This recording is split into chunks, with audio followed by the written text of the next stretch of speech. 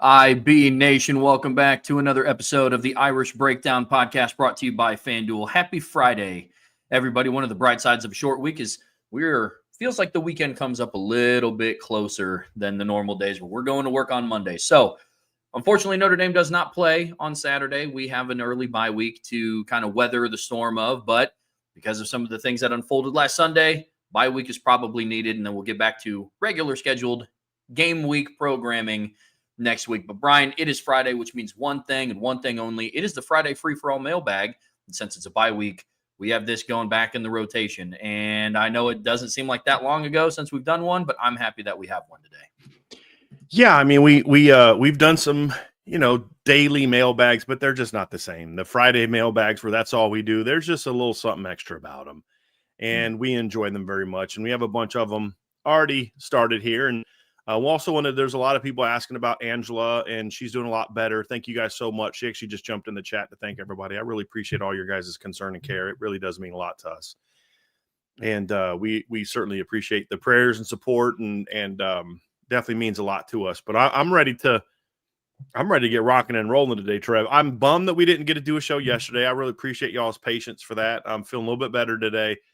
But I was really looking forward to talking about the games this weekend because, like I said, I know a lot of people aren't intrigued by the weekend's games, and I was a little too harsh with my criticism of people who aren't. I get all that, but I just really like weekends like this because there's not a lot of the big-name matchups that just suck all the oxygen out of the room. There's some really intriguing matchups this weekend.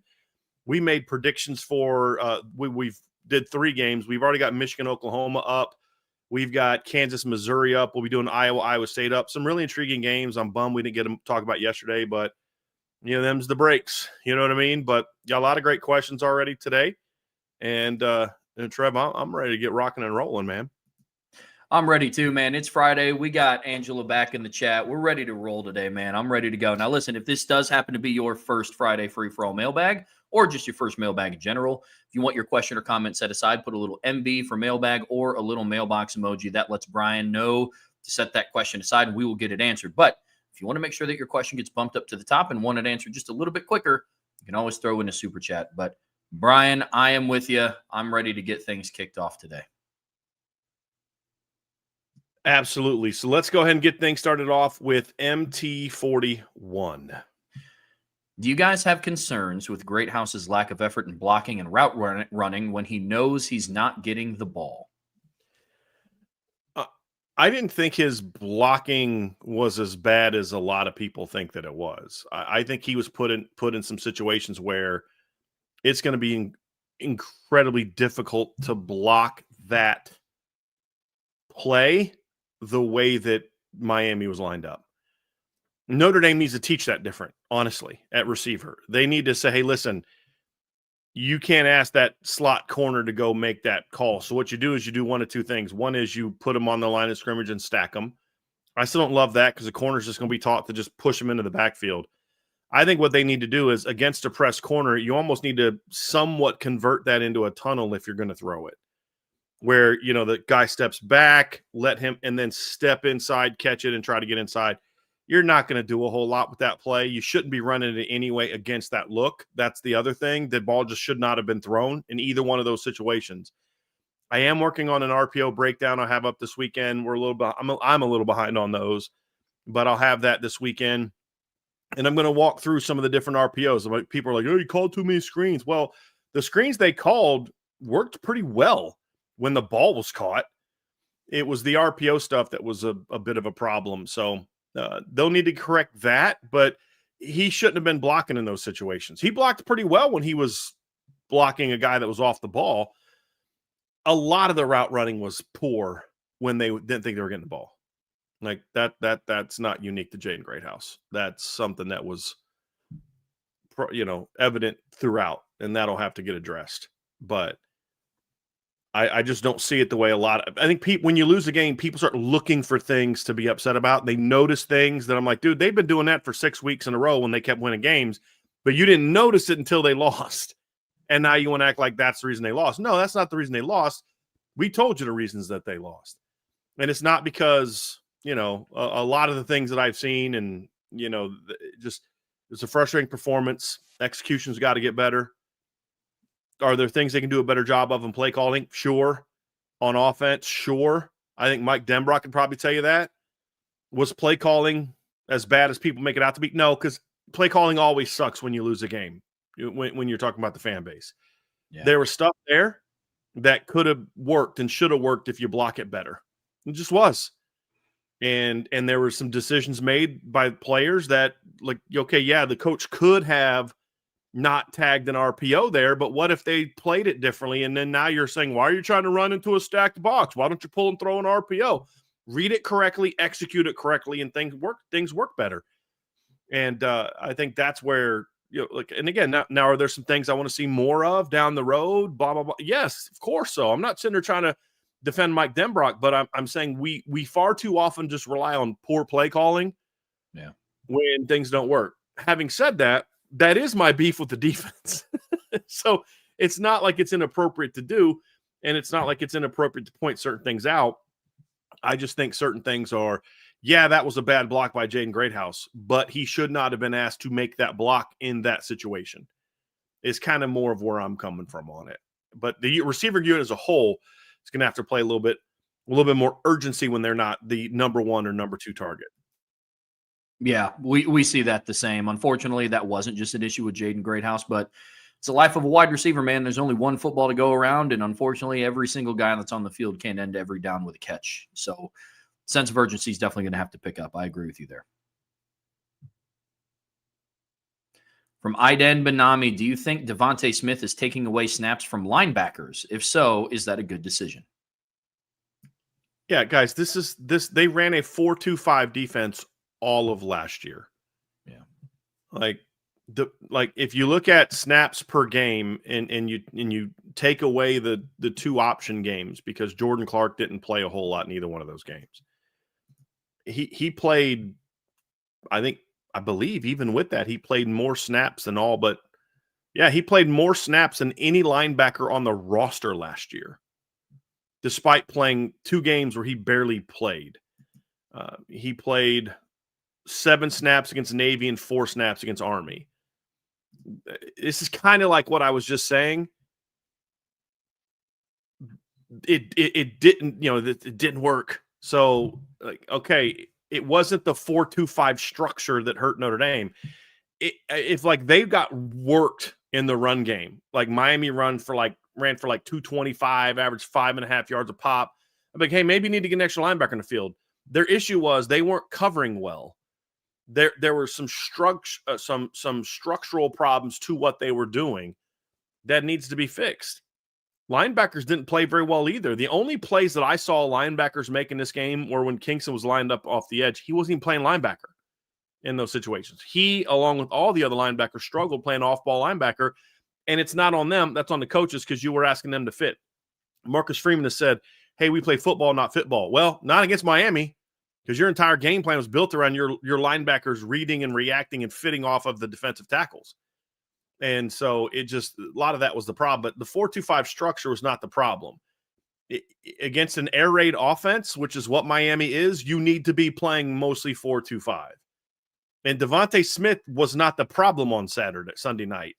Carson Hobbs got beat a couple times, one of which was on a play where I think he was expecting inside help and didn't get it. So either he misunderstood the coverage call, or the safety, which is what I think is true, the safety didn't execute it correctly.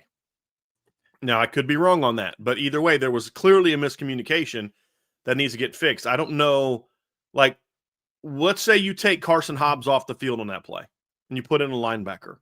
What linebacker on the Notre Dame roster is running with Malachi Toney on that play? There isn't one. Nope. There isn't one. So, what linebacker is going to be able to handle those pivot routes that Miami was running on Sunday night? There isn't one. That's not the issue. It's the 4-2-5 structure is totally fine. The way in which it was implemented was wrong. Because again, they've been a 4-2-5 team the last 2 years with a defensive back primarily playing that position. Yeah, Jordan Clark last year, Thomas Harper played a ton of snaps in 2023. I'm actually going to pull that up right now and see. I don't think it was as much as I don't think he played more than the other linebackers because he missed a game. I think he missed 2 games in 2023. The other part of it too, Trevor, is Notre Dame did not rotate their linebackers overall as much in 2023 as they did last year, which also factored into why your nickel played more snaps than anybody else on your team. But in 2023, let's pull this up real quick. Thomas Harper played 438 snaps, which was only behind Maris Leofau and J.D. Bertrand. He was only about 160 snaps behind Maris, playing 1 fewer game. And again, he also is a guy that didn't play a whole lot in some of the option games. He only played 12 snaps, for example, against Navy. And they didn't rotate the linebacker position. He still played more than the third linebacker in 2023. So it's not the issue. He played, about 84 more snaps than Jack Kaiser did in 2023. The 4-2-5 structure is not the problem. The manner in which the 4-2-5 was implemented, the way that the coverage structure was set up, things along those lines, that's what's going to have to get answered and figured out. It's not time to change what's worked for you for 3 years. It's time to execute that structure better and call that structure better. Yeah, I'm on the opposite side of this. I think Devontae Smith should have played more snaps on Sunday. I do. I mean, he played 37 of the 70 defensive snaps. He allowed 1 catch for 7 yards and didn't miss a tackle. And unfortunately, the player that rotated in for him had a rough night. 3 catches, 50 yards, a touchdown, and missed 3 tackles. And so I'm actually, because of all the reasons that Brian talked about, I'm absolutely okay with it being a 4-2-5 structure on defense. I just think that the 5th person in the secondary in Devontae Smith should have played more than what he actually played. So that's where I'm at with Devontae Smith. Another one from Iden. What team caught your eye last weekend that you think can compete or be very good this year? A player as well. Well, I mean, I don't know how you don't look at what LSU did against Clemson defensively and say, yeah, Clemson's the same team that they were last year. They don't play well against good teams. LSU still held them to 10 points. I know that they lost Antonio Williams, but Antonio Williams should not make a 2-touchdown difference in a game like that. I thought that their portal pickups in the secondary played extremely well. I think their defensive line played very hard. I don't know how you don't watch that game and become impressed with what they did defensively in that game, because that's the big question mark about LSU, right? Like, their offensive line, how good are they going to be, and how good is their defense going to be? Well, in just one game, both of those units, for the most part, showed out pretty well, in my opinion. So I don't know how you don't look at that and say, hey, job well done. You better pay attention to what LSU. Now, can they do that consistently? Can they build on it and keep doing it? Sure, that's a big question mark. Look, everybody's focusing on Alabama and the loss that Alabama had and the way that Alabama played, and I totally get it. But let's step back for a second and not ignore the fact that Florida State kicked their butt. I mean, physically kicked their butt. That looked nothing like the team.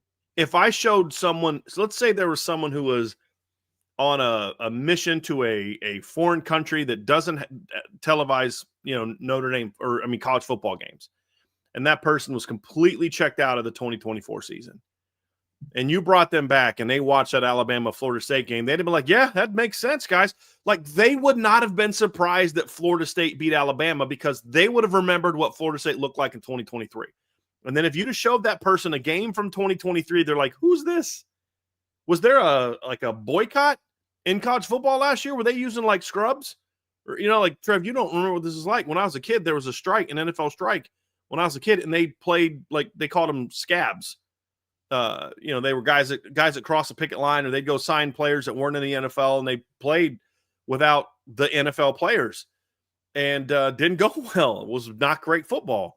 It was kind of like a real life of the replacements was kind of, like off of that. But you'd have been like, did they have something happen where their whole team was gone? You wouldn't recognize Florida State. This team looked a lot like the 2023 team. Now, can they sustain that over the course of the season? We don't know. But on this Saturday, this opening week 1 Saturday, Florida State looked like a really, really good football team that just ran it down Alabama's throats in that game. Now, there are some things from that game that I don't think are sustainable. Your pass game is still going to have to be better. Wasn't a wet field, so it can be better. But, man, Florida State, Trev, and I'll let you pop in with a couple here because there's a couple other teams that caught my eye too. But Florida State, I don't know how you don't say they were the most impressive team in week one. Not just winning that game, but dominating that game for really a stretch of the afternoon. Yeah, Florida State was going to be the team that I talked about. They jumped off the page at me, man. I mean, when you sit down and look at how they physically dominated Alabama, that's impressive. And Alabama is not a team that really gets physically dominated that much. And I know some of it may just still be the hangover of the Nick Saban era, and I understand that completely. But you even look at the players that they have on their roster.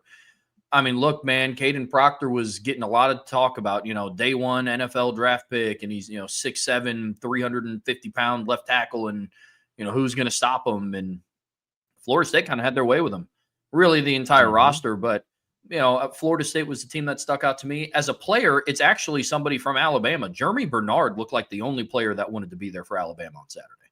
Yeah.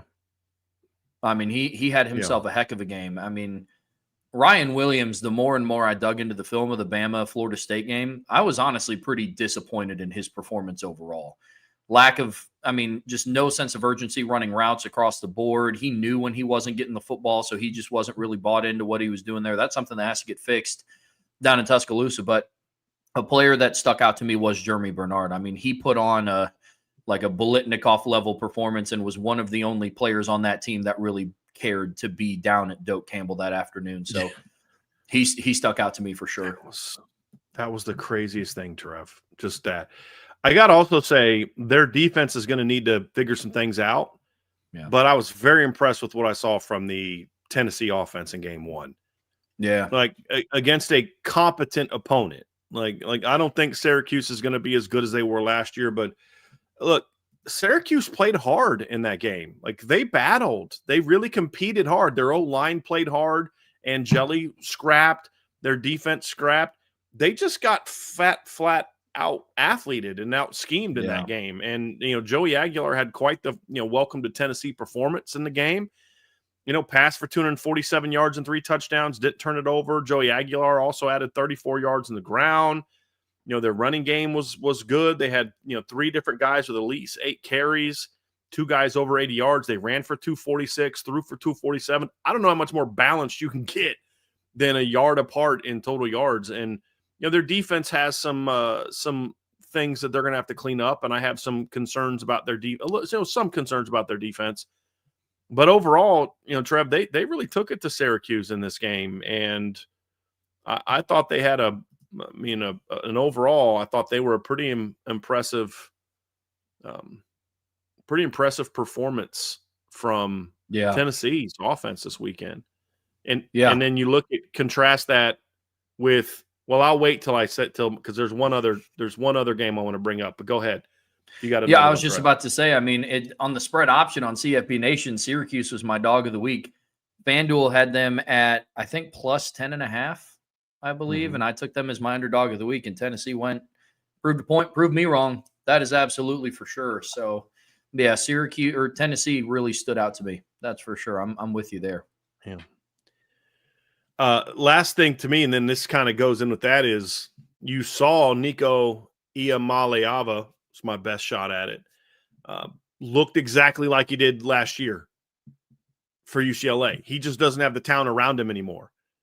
And what's ironic is a guy that was complaining about the talent he had around him going to a place that has a lot less talent around him, I thought was somewhat ironic and appropriate for him and his entourage, so to speak. But I thought that was a very poetic performance. But we also talked about, Trev, remember what there's some things we got right from the opening weekend, based on teams we liked and don't like, some things we got wrong. But 2 things that I got right, at least for a week. TCU looks like I thought they were going to look. They annihilated North Carolina. Y'all got a chance. For those who watched it, you got a chance to see. If you hadn't seen Josh Hoover before, you got a chance to see Josh Hoover. He's a really good college quarterback. And then we told y'all, so if you're an IB person and you were watching Utah and UCLA, you weren't surprised by what you saw. because we've been talking about this for a while. I could not wait to see what Devin Dampier was going to be like in that offense. And for at least a game, now again, it's just one game. We shouldn't have dramatic overreactions because in 2014 in week 2, if you'd have watched Ohio State and Virginia Tech and you said one of those teams is going to go on to win the national championship, like, man, Frank Beamer finally got one. All right, good for Frank. That's what you'd have thought. You wouldn't have thought it was going to be Ohio State that was going to go on and win a championship. But at least for 1 week, boy, he looked like he was impressive in that game. And they jumped on UCLA early and dominated the whole game, passed for 206. He was very efficient throwing the ball, 21 to 25. They ran for almost 300 yards in that game. They spread the ball around. I mean, he completed 21 passes to 8 different receivers. And, Tobias made a big catch in the game, also drew a pass interference. So it was good to see him out there. He's a good kid.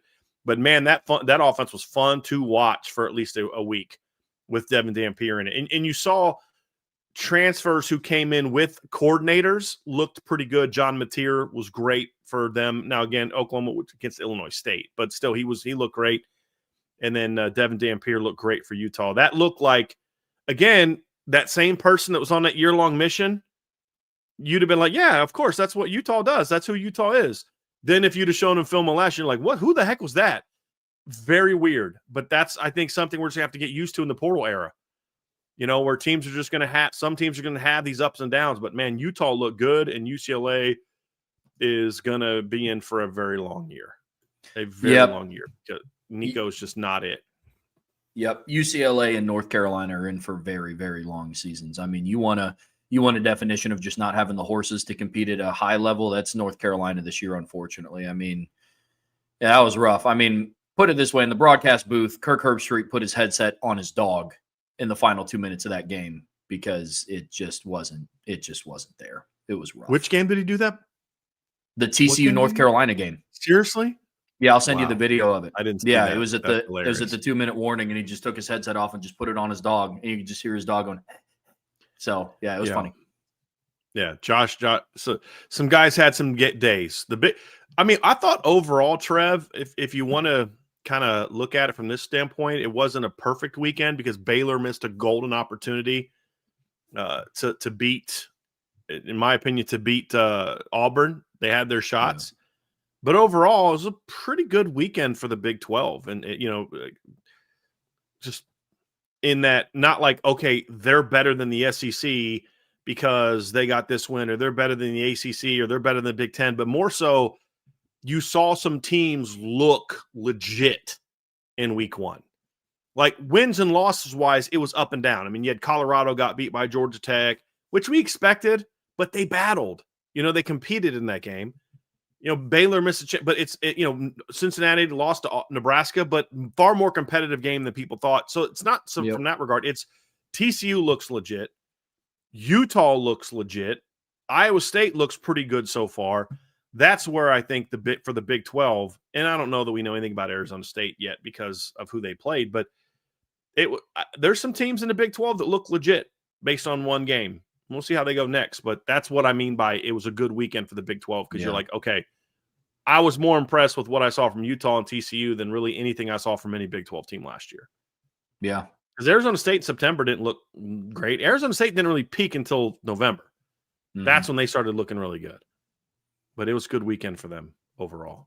So we got a little bit of chance to talk some ball, even though we missed the show yesterday. But so I appreciate that, Iden. That was a perfect question for us to be able to answer those questions. From Bobby S.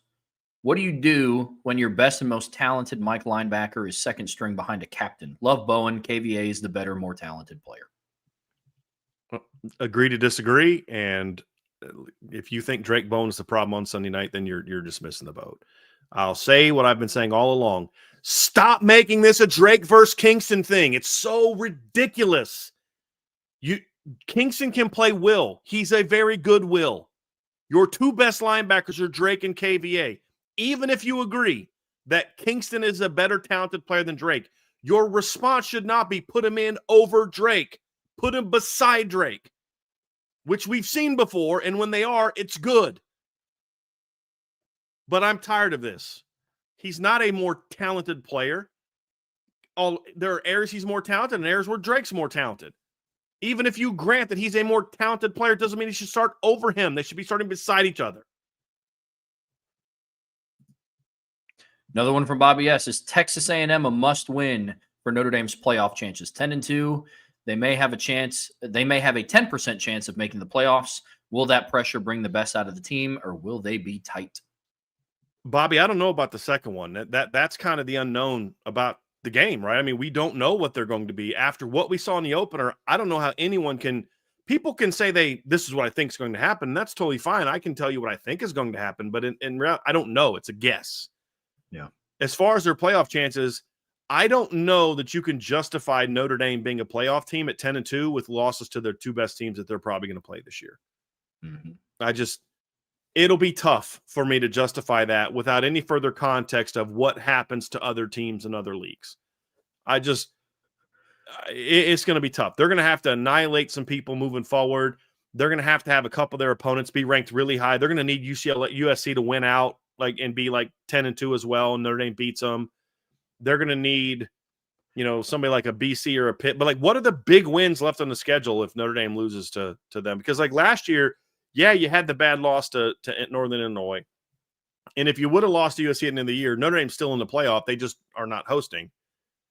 But you had the A&M win to build around. You had the Army and Navy wins to build around. You had the Georgia Tech win to build around to a degree, because you could compare how they beat Georgia Tech to how Georgia played against them. But you at least had a few teams that were spent most of the year ranked. What's the game you're hanging your hat on? You better hope USC's really good and you're able to beat them. But no, this is a must-win game for the playoff chances. I'm not going to say that they have no shot at being in the playoffs with 2 losses this early, but I'll just say this: we won't be talking about the playoffs for a while if they lose to Texas A&M. No, Bobby, the way that I look at this is Notre Dame right now is still in complete control of their playoff destiny. Win out and you're in. You win, you're in. And we watched this team rattle off 10 straight last year. They're absolutely capable of rattling off 11 straight, in my opinion. If you drop a game to Texas A&M, your playoff chances, in my eyes, are just completely out of your hands. You got to win out. You got to go 10-2. And you have to hope for a lot of chaos in front of you if the two best teams on paper on your schedule are both losses. And that's how I look at it. So if you lose against Texas A&M, the chances are completely out of your hands. You're not driving your own narrative anymore in terms of making the playoffs. But if Notre Dame beats Texas A&M and wins out and goes 11-1, they're a playoff team and they're hosting. If you lose, you are maybe on the road. Maybe. I love what you said, Trev, because right now, as we sit here Friday, September 5th, Notre Dame's destiny is 100% in their own hands in a 12-team playoff. Yep. You win out, you're fine. You're in the playoffs and you're hosting. Mm-hmm. Drop one game, and to Trev's point, that is gone. Yep. That is completely gone. You better hope that there's a bunch of Alabama losing to Vandy, Ole Miss losing to Kentucky and Florida type of games left in the SEC and Big Ten. Yep. You better hope that that's the case. But if they lose to Texas A&M, the last thing I'm worried about is the playoffs. I'm worried about what in the heck happened to this football team. Yeah. Because something has gone wrong. And I don't want to hear, new quarterback. You didn't lose to Miami because of your quarterback. No. You don't lose at home to Texas A&M because your quarterback. You've got a lot of linemen coming back from last year. You got a lot of talent coming back. You got elite talent at multiple positions. You lose this game, then, flat out, you're in trouble. And something went wrong. Something went wrong that you got to fix. Mm-hmm. Yeah, absolutely. You drop this game, your season's starting to look a lot more like 2023 than it is 2024. Maybe. Yeah. Because if you can't beat Miami or Texas A&M, who's to say you're going to be able to beat USC? Who's to say you're going to beat NC State? There's a lot of games that become much more losable if you're not good enough to beat either one of these teams to start the season. Yeah. Now, I'm not saying that's going to happen, but it's going to signal that there were some major problems with this football team that go beyond talent. Mm-hmm. And it's going to require some, Marcus Freeman to have, do some soul searching if they lose this game. If they win this game and they correct the things that led to the first loss, and then we see those corrections continue to be implemented week after week, then we're going to look back at this game the way that Ohio State looks back on the 2014 loss to Virginia Tech. Yep. The way that, Pitt, the way that we look back at the Northern Illinois loss last year. look, they were feeling really good about themselves. This team still clearly hasn't learned how to handle success. But they righted the ship and they figured it out, and they're all good. I mean, like that. But you're sitting here. It's it's going to be September 13th, and we're going to be like, look, the season's now sort of hanging like in the balance every week you play, and that's the position you put yourself in because of the loss. 100%. Another one from Iden. Wonder why Dabo's comments made baby Brian Kelly so upset. Didn't say anything crazy. Also wonder why Gundy randomly talked smack to Oregon and Lanning. Yeah, Iden, that was weird. I mean, look, we talked about this. I think we got a buy-sell hold about Brian Kelly's comments. Again, I file this under he was trying to be funny. I don't think that it was funny. And then Brian mentioned that it was act like you've been here before. Oh, wait, he hasn't. And so I think both of those things can be true. Mike Gundy's comments were interesting. I get it. You're sparking some stuff before this game. I thought Dan Lanning's response back was pretty good.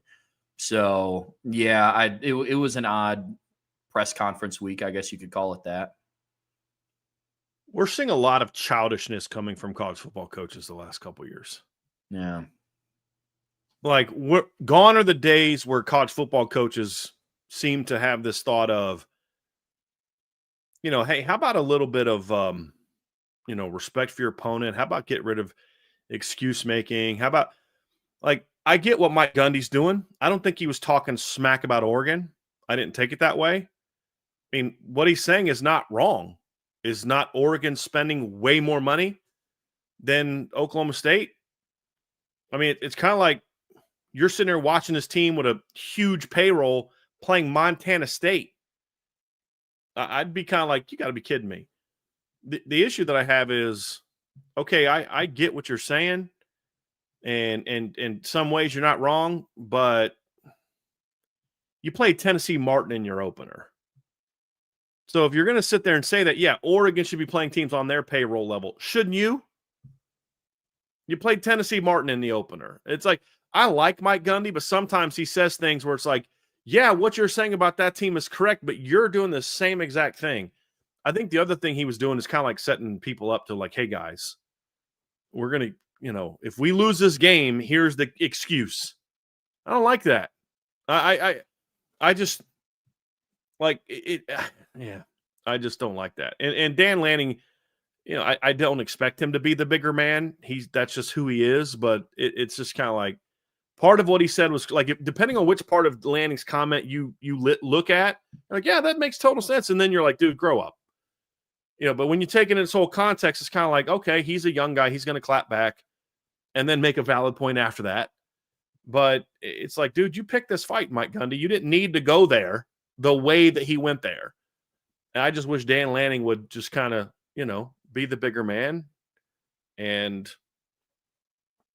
move on and go kick Oklahoma State's butt, which I expect him to do this weekend, Yeah. Then say something after the fact. But just in general, I think there's too many coaches that just, I don't know, maybe they're looking for their own endorsement deals or something, or I don't know what it is. I don't know if social media has just made people just, I don't know, more petty. I don't know what it is, but there's just a lot of coaches that just say things and you're like, really, dude? Like, come on, man. Or just acting like I didn't say that when there's like you don't remember saying what you said a week ago, Kalen DeBoer? I just haven't been impressed with the media savviness of a lot of head football coaches. I mean, just go back to the Orange Bowl. The 38-year-old was the more poised grown-up of the room, not the guy that's been at Penn State for over a decade. And you're just like, dude, there's just some silliness. Like, what are we doing here? This is the Orange Bowl. Like, that's why I so appreciated the Sugar Bowl press conference. That was two professionals when it comes to how coaches should handle themselves before a game. Yeah. Both giving great reverence to the opponent, but also both saying, hey, we're a darn good football team, but man, we're going to have our hands full against this team we got to play this weekend or this week. Like, that's how a press conference should be. I thought Marcus Freeman and Ryan Day's press conference was very professional. And then you get the one with James Franklin and Kurt Signetti, and you're just like, well, I mean, you talked a lot of trash for a dude that scored 27 points on Old Dominion, like, it just coaches are starting to annoy me a lot. I know some people like it, but again, that's the social media age. It's like I follow politics, and you get all these people that are like they'll respond to these clips of people from their side, like owning the other side, and I'm like, dude, we're acting like children. We're doing social media hits and not actually doing things that are impacting the game and your team and society and people. But people want that. People like the own the opponent with some phrase, and it's like, dude, I'm tired of that. I want us to be grown-ups again. I miss when we were grown-ups. But that's what I think that's what social media has done. People that want to have an entire news story summed up in 280 characters. Well, I'm not clicking on that and reading it. This is what it gives us. And I think that factors into it as well, because you're getting more coaches who have spent a lot of their coaching careers in this universe. I mean, Marcus, I started using Twitter as a coach in 2013, so it's been around. When was Twitter start? When did it start? I didn't start using it until 2013. Oh gosh, I think like Twitter's origin goes back to like 2007, but like it didn't really even pick up until the time that you started using it. This is around the same time I started using it. So that's 11 years ago. Marcus Freeman was in his 20s when Twitter became a thing, like really became a thing. So you're just seeing more of it, and I think NH said it. Just folks, the loudest person wins the debate, not the one with the better arguments. Yeah, that's kind of where we are. That's absolutely where we are, and that's what coaches are playing to, and their fans eat it up. And nowadays, people evaluate how their responses are received by how they're received on social media. Where I still say most people are on social media, but that's the people that's what's driving narratives is what's going on social media.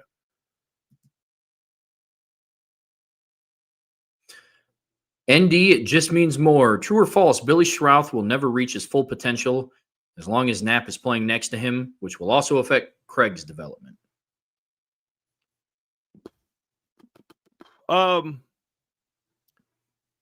want to say true, but not like with a lot of ferocity, because I get the point that you're making, and I think there's something to that. I think Billy Schrouth feeling like he needs to spend extra care worrying about what's happening at left tackle on pass pro and stuff like that can certainly affect your game. I think it affects his development in pass pro. I don't think working next to Anthony Schnapp. I don't know even where that came from. Got Schrouth and Knapp confused. Anthony Schnapp's. Schnaps. Anthony Knapp does not stunt your development in the run game at all. So pass pro, I agree with you. So in that regard, I'll say, yeah, that's his full potential. But in the run game, that's the one thing Anthony Knapp is still pretty good at. I'm gonna go false on this one. I think it's more of a guilt by association than it is anything individually with Billy Schrouth. I think you're going to hear a lot of people talk about the left side of the offensive line needs to get shored up for Notre Dame, which in itself is a true statement. But then I think you hear who's the left guard. It's Billy Schrouth. Pass protection, I think, will definitely be more affected than run game. But I especially don't know if that's going to affect Ashton Craig's development. Like, I understand where you're coming from with this domino effect, and I think there's some truth to that. But I mean, I think Ashton Craig's development could be affected a little bit more by having rotating right guards in and inexperience at right guard more so than Anthony Knapp being at left tackle. So overall, I'll go false, but I understand completely where Brian's coming from. Did get a couple super chats. Got one from Iden Benami, and we got one from Tyler Evans. We'll get two, but let's start with the one from Iden. Thank you for the super chat, Iden. Is Bill Belichick the new Charlie Weiss a good comparison? I think it is from this regard. I don't think that he has any concept of how to coach college players. Oh, that's fair. And that would be where I think the comparison with Charlie Weiss would fit. Charlie's problem is Charlie was a really good scheme guy, and when he walked into a situation where he had a ready-made quarterback and a veteran football team that had been taught the basics of the game, he could just come in with a scheme. They look great. But then in 07, 08, and 09, when your roster was made up of people you had to teach how to line up, block, tackle, do all that, your team wasn't very good. Charlie didn't forget how to coach football after 06. He just didn't know how to teach players to play the game. He couldn't relate to college players in that regard. And I think Bill Belichick is going to have a similar problem. So yeah, in that way, I agree with that. Do I think his teams are going to be as bad as like Charlie's Kansas teams? No. Do I think Bill Belichick's a much better coach than Charlie Weiss? Of course, but I don't think that's really the comparison. I would assume that's not where Iden's going with that one. I think it's, but yeah, I think that's a big part of the issue. Yeah, from that lens, I agree completely. Super chat from Tyler Evans. Thank you, Tyler. Which true freshman quarterback impressed you the most? Underwood, Washington, or Bear? Well, I didn't watch Washington or Bear, so I can't answer that. I don't think any of those teams really played anybody that tested any of them. Who did Maryland play? Let me see here. Who'd Maryland play? I know they didn't play anybody good. I just went to the ACC to look up Maryland's box score. Whoops, forgot they're not there anymore. Let's go to the Big Ten where Maryland is. They played Florida Atlantic. They're not very good. They also scored 32 points in the first half. Malik Washington went 27 of 43 for 258 yards. That's an okay performance. 258 yards is good. 3 touchdowns is good. 43 attempts, not so great. And, they didn't really use him as a runner. Didn't need to. So, I mean, first game, that's a pretty good performance for a true freshman first game. Statistically, like I said, I didn't watch the game, so I couldn't tell you for sure how they did. I did watch. Let me just go to the Big 12 real quick because I know they played an FCS team. BYU played an FCS team. They played Portland State, beat them 69-0. They were up 49-0 at halftime. Bear went 7 of 11 for 97 yards and 3 touchdowns. Ran for 52 yards and 2 touchdowns. He had 5 touchdowns, but he had 129 yards of offense. What can I possibly evaluate from that performance against a team that's terrible? And New Mexico's not very good either, but I thought Bryce Underwood showed good poise. He looked calm. He didn't look like a true freshman. He was a good decision maker, threw relatively accurate footballs when you consider it's his first game. He didn't use him a ton as a runner, but he showed some ability to scramble. I thought he looked fine. He didn't look overwhelmed by the moment. Now, we'll have a much better sense of him handling the moment this weekend when he's got to go on the road at Norman. Yeah. But I thought it was a good first performance for Bryce. So I can only tell you that I was impressed by him, but it was kind of what I expected about against New Mexico.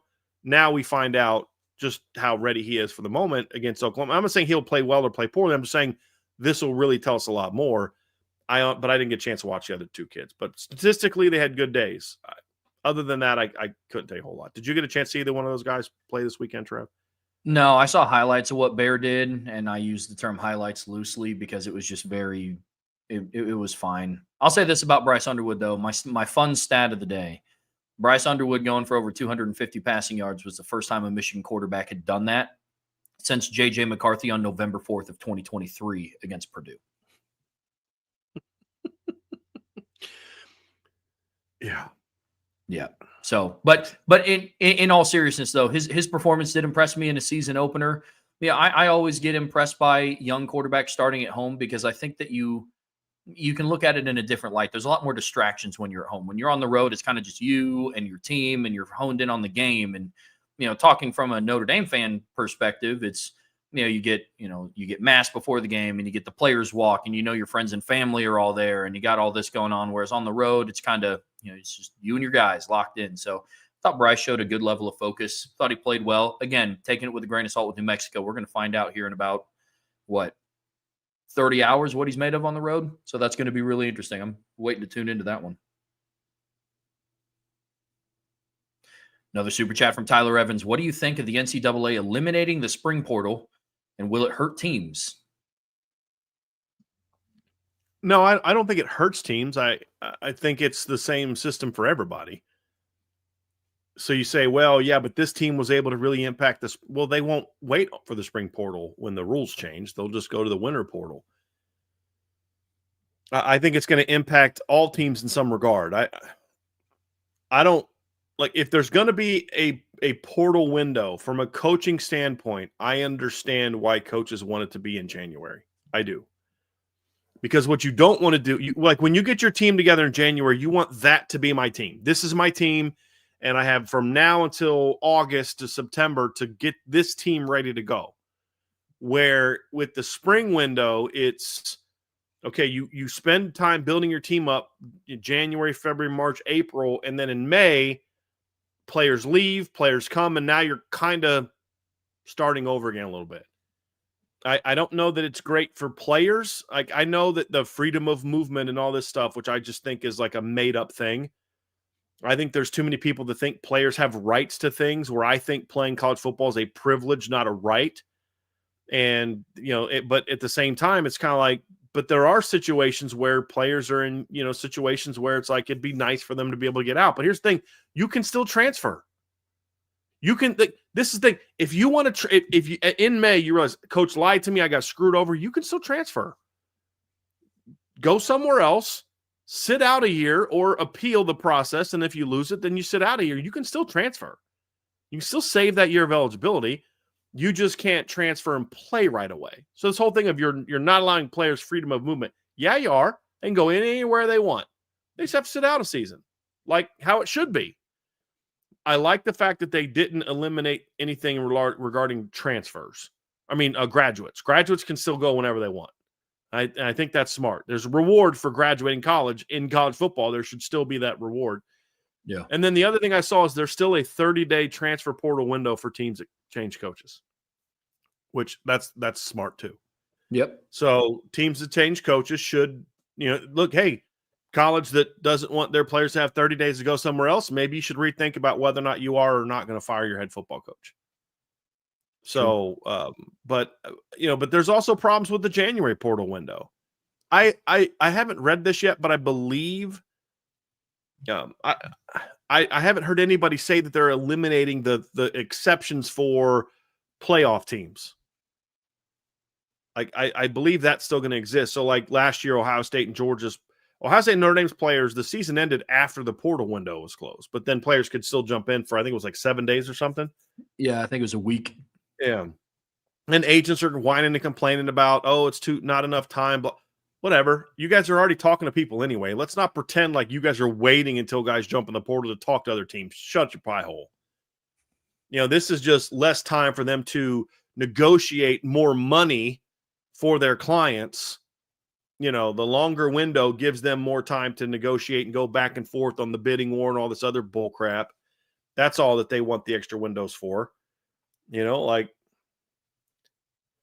maybe it'll cause some kids to rethink transferring at all. I don't know if but the reality is most kids jump in the portal, like high profile kids, they jump in the portal. They already know where they're going. So we can stop with all that stuff. Like, they know where they're going. How many kids do you think jump in the portal and don't have a pretty good idea of what one or two schools they're going to go to? Right. High level kids don't. A lot of the lower level kids, they're jumping in thinking something's going to be there and it's not. I'm talking about the high profile kids. They know where they're going.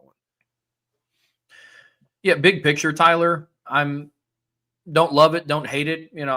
I've been advocating for change to the transfer portal process in general, and this kind of falls under the category of a change to it.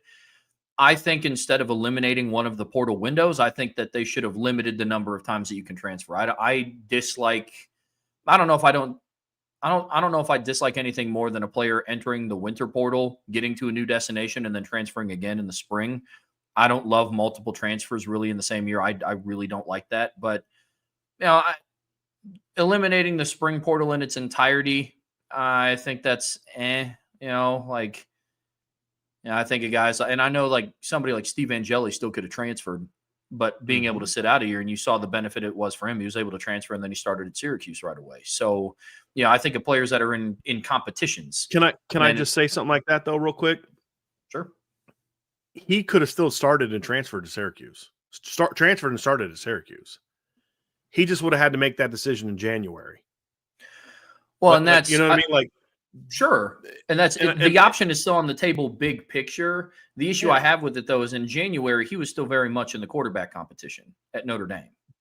Right. But now you have to make those decisions. And I think that's okay. Speed up that decision. Sit down, have honest conversations with the coaching staff now. Now, the problem is some coaches are going to lie to kids. I understand that. That sucks. But then, leave now and go. But now it would have been better for Steve to transfer in January. It'd have been better for Steve to sit down with the coaching staff and say, look, Steve, we can't guarantee you the job. We're going to give CJ and Kenny every bit the opportunity to start as you're going to get. And then maybe Steve would have said, you know what, then I need to leave now. And now he gets the whole spring, winter and spring with his new team. It's like in a lot of ways for guys like him, it may force them to speed up the process. Hey, I'm not guaranteed to start here, so I'm going to leave now and go somewhere else now. And, but if you stay, you know the risks. So staying, it's not like you now know the risks. You know what you're going to do. I think it's something that's going to cause more players to stay at the schools they're at, which I think is a good thing. And I also think, Trev, your point is valid for kids like Steve Angeli. Very valid. And so I have no pushback at all about what you're saying. But what I would say is, and I'm curious your thoughts on this, I think what it eliminates is there's no perfect portal system. There isn't. Oh, sure. Agreed. And the just having a portal process in the spring, if they would have announced the spring, we'd be complaining about things we don't like about that. But I'll say this. The idea of having one window, which will basically all but eliminate any non-graduate going to one school in January and then going to another one in May. It pretty much eliminates that for all non-graduates. But honestly, once a kid's graduated, I think he deserves special perks and privileges. And you don't usually see those type of players doing that as much as it's the undergrads. I'd be willing to sacrifice kids who are going to lose battles that can't leave. I'm willing to sacrifice that to get rid of all the other bull crap that happens during the spring. Because you've got so many, and you got players holding coaches basically emotionally hostage with, if you don't do this for me, I'm going to do this. And, you build your team up around certain guys and then they're gone and the new guys are coming in. Just overall, I think it's better for the sport, even though I admit to you, Trevor, it's not better for guys like Steve Angeli, because now Steve would have to leave. And let's say he did leave in January. He'll never know in the back of his mind if he could have won that job or not. That's a very fair point that you're making. I would just counter with, I think overall, the good of this being the one outweighs the negatives, because there is no perfect system that's going to have no negatives. What are your thoughts on that, Trev? No, I agree. I mean, overall, big picture, I think it is a net positive, because for every Steve Angeli that enters the spring portal, there's the what's the kid? Micah Hudson, the kid that left Texas Tech, went to Texas A&M, then back to Texas Tech. So for every Steve Angeli, there's goes from Purdue to North Carolina, back to Purdue. Or like what Caden Proctor did last season, where he's at Alabama, then goes to Iowa, and then back to Alabama. It's stuff like that. And so for every Steve Angeli, there's 7 or 8 of those other kids in the portal, unfortunately. I agree that there's no perfect process. Now I do think that, and again, you run this risk of bringing in a host of transfer portal players anyways. Goes back to your point of there being no perfect system.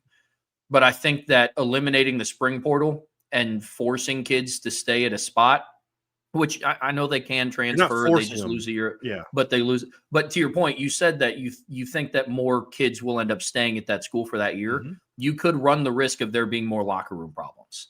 Of being like, well, I'm here, but I'm just not going to play. So, I mean, why should I practice that hard? But again, if a kid feels that way, he would have left anyway. If a kid already feels that way, he'd have left anyway. But that's what coaches used to do all the time. I mean, these guys are making $9-10 million a year at the top level. Okay, one of your jobs is to go out and freaking make sure your locker room is straight. And people in the chat made a good point too. Steve still would have been able to transfer to Syracuse in the spring because he's a graduate. Mm. So, but in other cases, not Steve related to Steve, the guys weren't necessarily in that case. So I don't think so for the Notre Dame example, maybe Trevor's point doesn't relate to his argument as much, but there's plenty of other quarterback battles where that guy wasn't like Steve Angeli, where he wasn't on pace to graduate. And the point still stands, even if it's not necessarily applicable to the Notre Dame situation, it does still relate to other players. Gotcha. What if Ricky Collins, let's say Steve would have left in January. Ricky Collins decides to stay at Syracuse, and then he gets beat out that spring by Steve Angeli. Now Ricky can't go anywhere. That's maybe, but the point still stands, Trev. Maybe it doesn't relate to Steve's situation, but there's plenty of other quarterback battles where the loser wasn't on pace to graduate 2 weeks later. Sure. That make it a valid point. So I accept your point, and I accept that it's not an ideal situation. But it's kind of like the other thing is like if you're a powder, then you need to get that fixed. You need to figure that out. I think it forces coaches to do more player building also. Oh, yeah. Because now it's like we always look at this from the player standpoint. There's a lot of kids being processed out of the program. You can't do that anymore. You can't just kick a kid off your team for no reason at all, in the spring because he's not going to, help you. Hey, you need to go in the portal. You're not going to play here, which coaches do. Now you got to figure out what you're going to do with that kid who got beat out for a job. Now you got to develop him as a young man, and that's what you get paid to do. So coaches wanted this. They're going to have to figure out a way to deal with it and earn their money by saying it's also about developing young men. It puts more of a burden on them to develop young people and develop teams. Yeah. They just can't process people in and out as easily. And I think that's overall better for the sport. Yeah.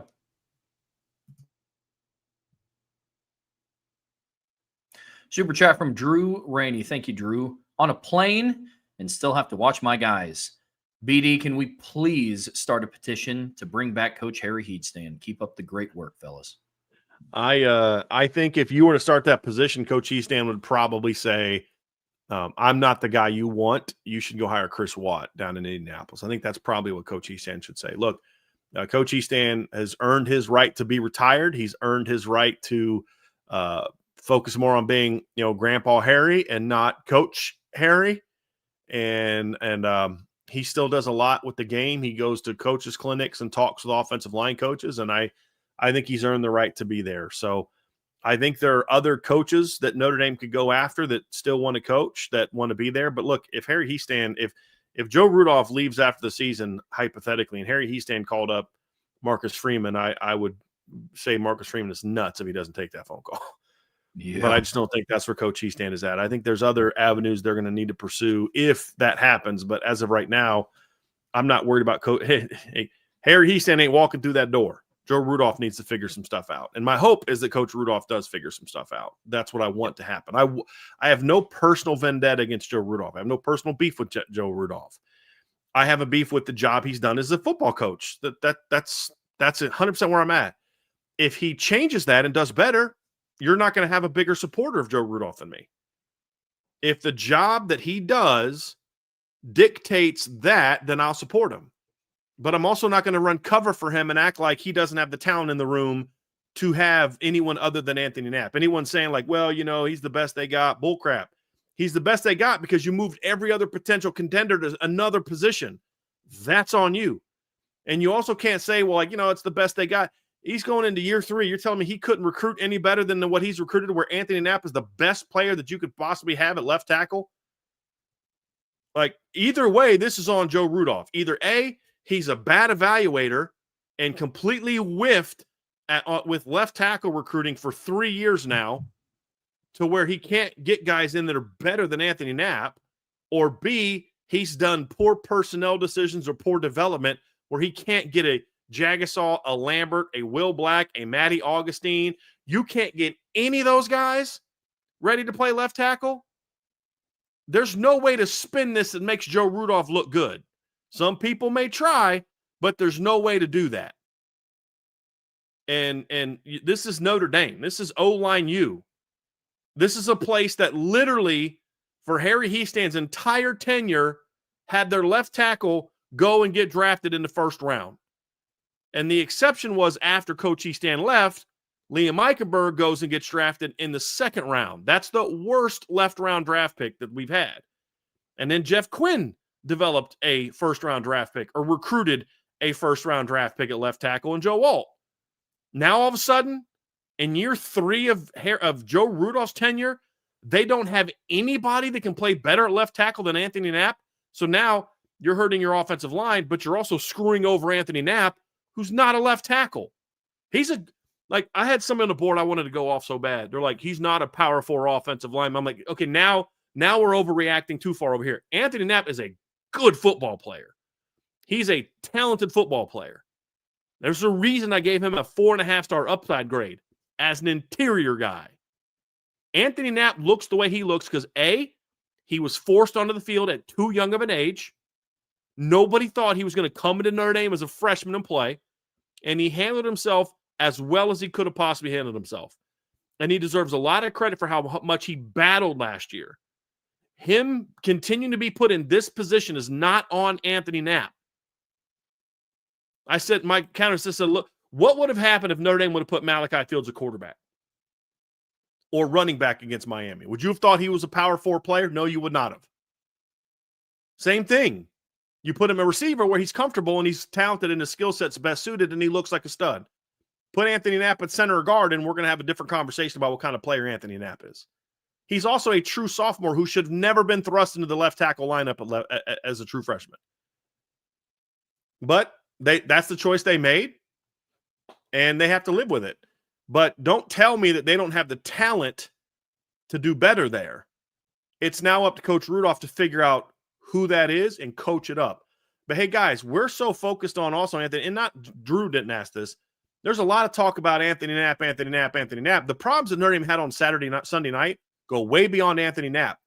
Because as bad as Anthony Knapp was, he graded out higher for me than Emil Wagner did. This isn't just put someone in for Anthony Knapp and all your problems are solved. Anthony Knapp wasn't on the field on the last two plays of the game when the quarterback got annihilated as soon as he hit the top of his drop. Anthony Knapp was on the sidelines. So maybe there's a bigger problem here when it comes to pass pro, and it's not an Anthony Knapp problem. It's a development problem. That I hope that's not the case. I hope it gets fixed. I hope that if you just put somebody else at left tackle, everything's fixed. I hope that that's the case. But I think that's too simple of an answer. I think this is going to come down to Joe Rudolph saying, hey, and this is what every coach should do. Trev, I was telling you about this last night. There were times when I was a coach where I'd watch film and my guys didn't play well, and I was embarrassed. Not at their effort, their performance, but like, I did a terrible job getting these guys ready to play. They were doing what I taught them to do, and they got their butts kicked. Or what I taught them to do, they didn't apply in the game, which means what? They're a bunch of idiots? Or maybe I did a piss poor job getting them prepared to take what I wanted in my head to go then perform. When your offensive linemen play with the poor technique that Notre Dame's linemen play with on Sunday night, when they play in a game where they just get flat out whooped that way at Notre Dame, O-line you can't block Miami's guys any better than that? Bull crap. That's a cop-out. That's an excuse. When they can't perform better than what we saw on Sunday night, you got to look in the mirror and say, I messed this thing up. I did a terrible job getting my kids ready to play. And then go fix it. And that's what I hope Coach Rudolph does. Go fix it. That's why you're getting paid a lot of money. Go fix it. And I'm going to give him the chance to do it. Like, this isn't going to be me every week hammering Joe Rudolph, looking for any excuse in the world to hammer him. If you fix it, you won't have a bigger cheerleader than me. If you don't fix it, you're going to continue to hate my guts because I'm not going to make excuses for it and blame the players and the lack of talent for why this is what we saw on Sunday night and why Notre Dame continues to get whooped up front by good teams. No. Well, look, at the end of the day, there's no bigger Joe Rudolph supporters than the two guys you're looking at on the screen right now. Brian and I have talked ad nauseum this past bye week about how badly Notre Dame needs to turn around their offensive line performance for this team to reach what their potential ceiling is. But at the end of the day, one of the reasons why we're so upset is not because of just this one bad performance as a whole. It was the regression. If Notre Dame's offensive line would have just blocked how they did against Penn State, I think they win this game. I think they beat Miami. If they just did what they did in the first half against Penn State, and that performance wasn't great. But if you take the same quality of play that they had in the Orange Bowl last year and insert that level of play into what they did Sunday night, I don't know if they lose that football game. But it was the massive step back that they took. Emil Wagner was doing stuff on Saturday night or on Sunday night that he didn't do in the season opener against Texas A&M. I've never seen a right tackle get beat so bad on a chop from Ruben Bain that he does a full 180 and starts trying to box him out like a power forward going for a rebound. I have never seen that. That's not a personnel decision either, Trevor. No. That's a coaching. That's your guy. He was not prepared to perform on that stage. No. And for everybody screaming from the rooftops, it's just Anthony Knapp. It's just Anthony Knapp. Styles Prescott went in and graded at a lower grade than what Anthony Knapp did. That is a systemic issue. That is not it's Anthony Knapp. You put it, look, the concerns are so high with what they're being taught in the offensive line room that if they do insert a Will Black, who has been playing guard all offseason for reasons that I cannot fathom, there's nothing that shows me that he won't have some of the same technical issues that Anthony Knapp and Styles Prescott did. Do I think he's the truest left tackle prospect on the roster? I do. That's healthy. But if he's being taught the same things that Emil Wagner is being taught and the same things that Styles Prescott is being taught and the same thing that Anthony Knapp is being taught, there's nothing that shows me outside of just his pure raw talent and maybe his ability to say, yeah, coach, I'm not doing that because that is incorrect, to say that his performance is going to be any better. It's a systemic issue, and Drew, it has to change. And I know that's not what you're saying, but big picture in general, that's what needs to happen. But nobody is rooting for a bigger Joe Rudolph turnaround than Brian or I, because we understand what the ceiling of this team is. And the answer isn't get him out of town and hope somebody else can come in and do it next season, because that tells me one thing. If that's what has to happen, then this season they did not live up to their expectation, and that's really unfortunate. With four guys returning that have started games before. Look, you just can't tell me that a football team that has Gerby Lambert, Emil Wagner,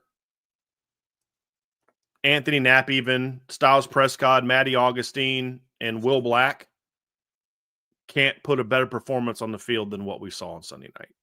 You're not going to convince me of that. You're not going to convince me that's a talent problem. You're not. Like, I'd be more sympathetic if they were going to put Jagasaw at left tackle again and he got hurt again. Like, well, it's a tough break. No, you had already moved him to right guard. So, but you still have why did Gerby Lambert not get more reps at left tackle? He got very few reps at left tackle before he got hurt. Well, Gerby got hurt in the spring. Don't act like he was going to play left tackle if he would have not got hurt. Come on. Let's be honest, people. Let's not play that fake game where he was going to be given a legitimate shot to win at left tackle. If that was true, he'd have played a lot more left tackle before he got hurt. Yeah.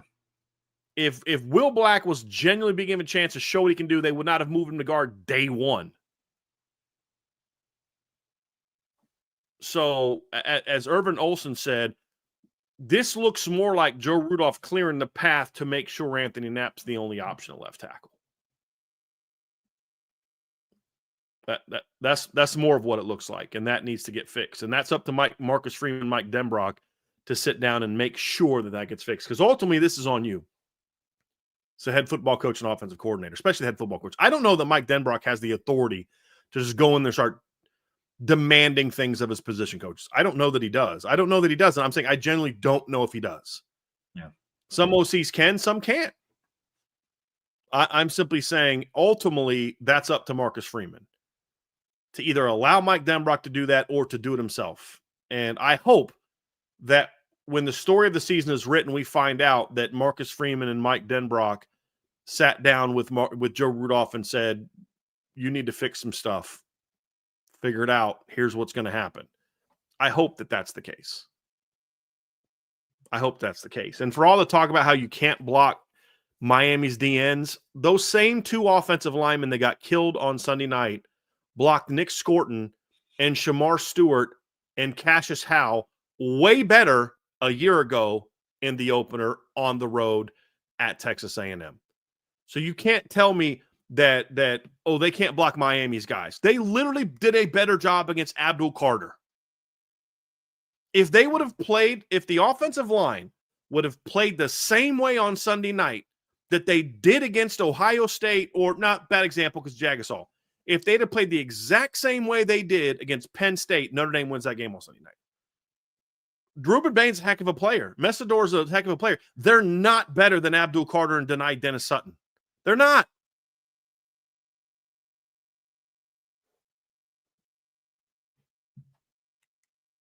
They're not.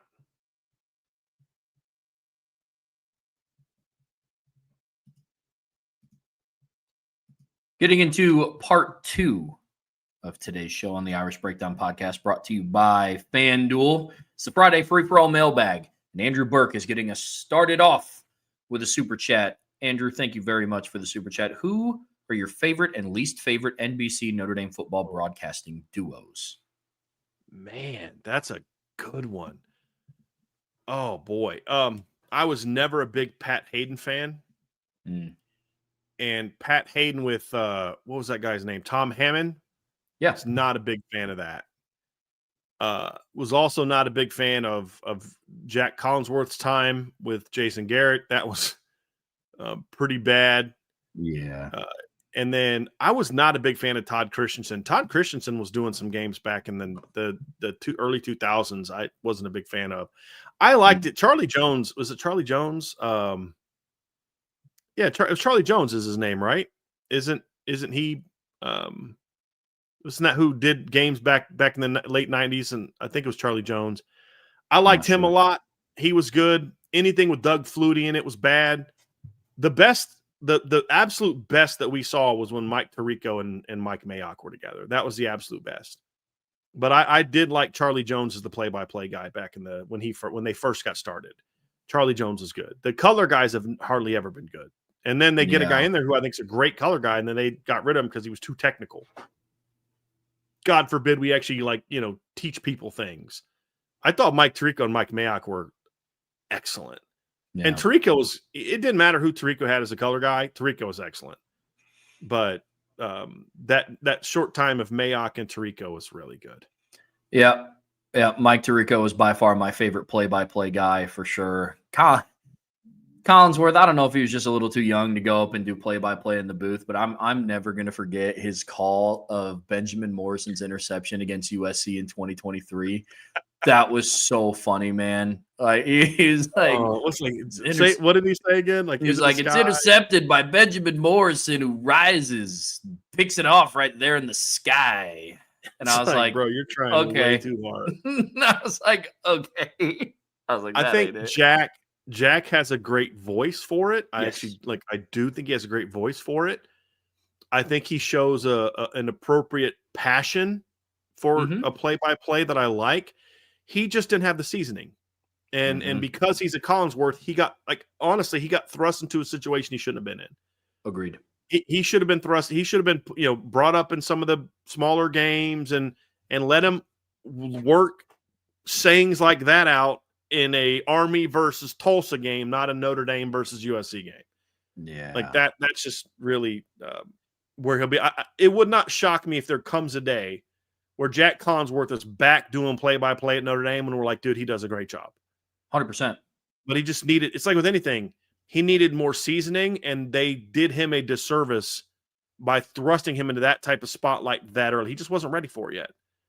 And it's unfortunate because then it results in him getting let go from that position and all that. He should have been groomed. If you wanted him to eventually be the play-by-play guy, I'm actually totally fine with that. There's a lot of things about Jack that I like, but you put him in a bad position because of your attempt to push him because of what his name is.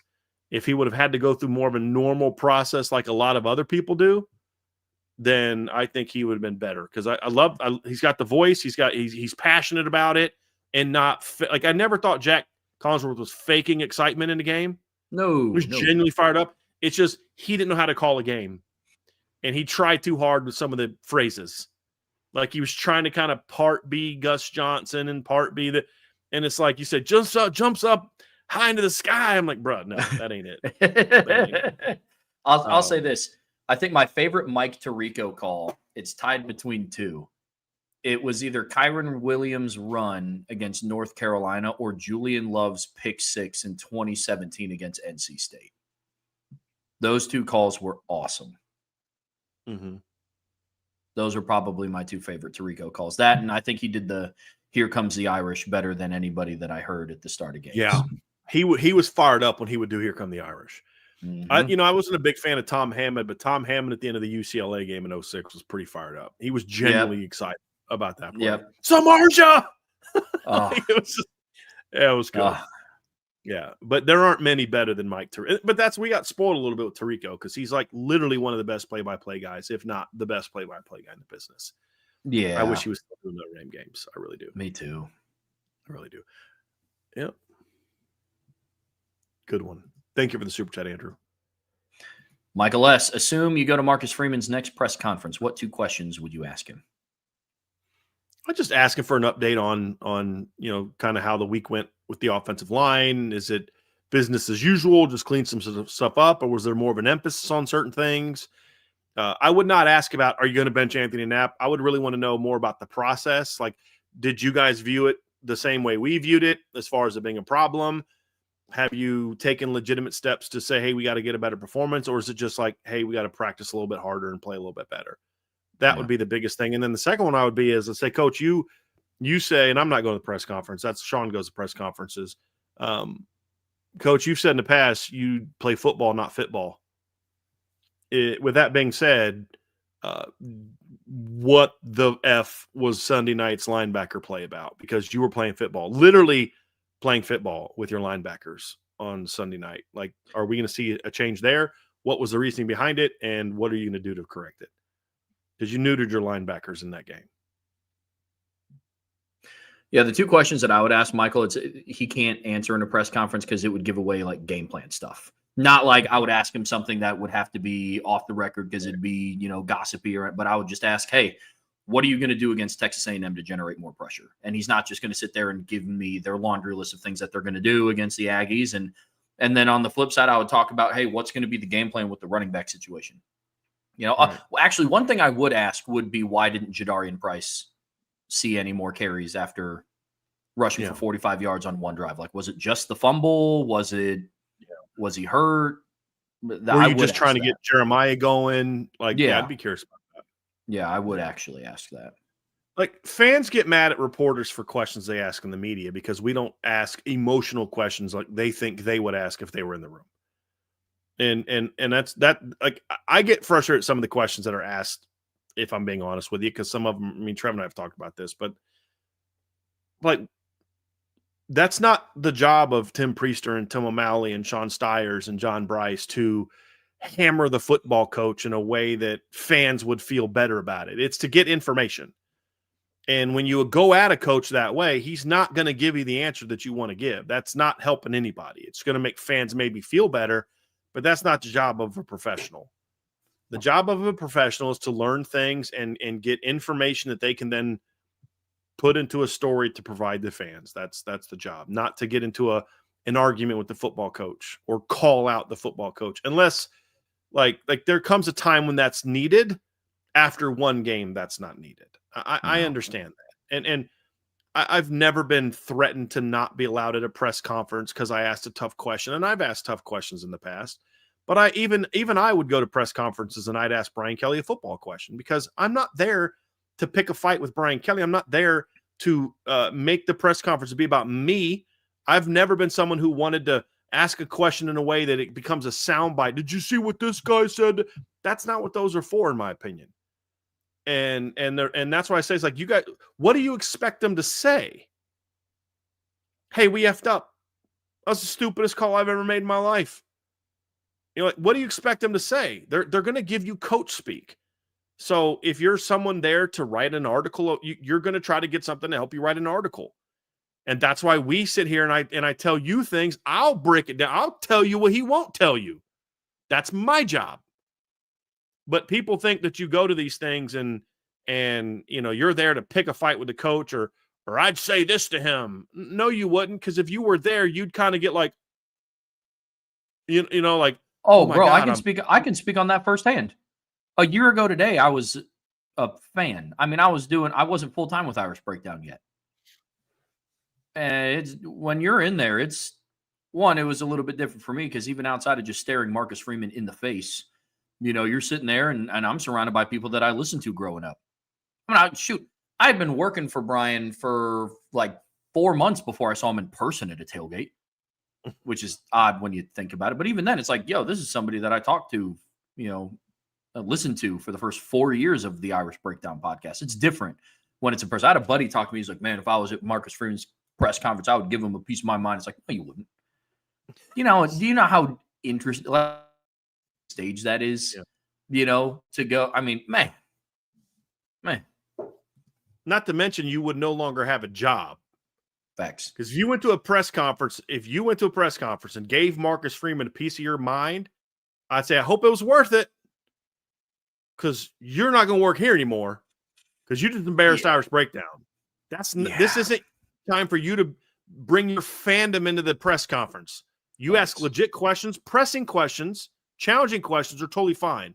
But giving a piece of your mind, this isn't the Brian Driscoll press conference. It's the Marcus Freeman press conference. No. And do some of the questions drive me nuts? Yeah, it's also kind of part of the reason I don't go to press conferences anymore. Because, what they're going to say. They're going to update injuries. They're going to do this. They're not going to give you what you want. So I'll just keep breaking down the film and put out stuff for Irish Breakdown subscribers that tell the story. But there's plenty of people that ask good and fair questions, but you're just not going to get what you want. There's nothing that frustrates me more than people that complain about questions that are asked at a press conference. Because look, not that you don't complain about some questions, because there's some stupid questions that get asked at press conferences, like very stupid questions. But it's more so like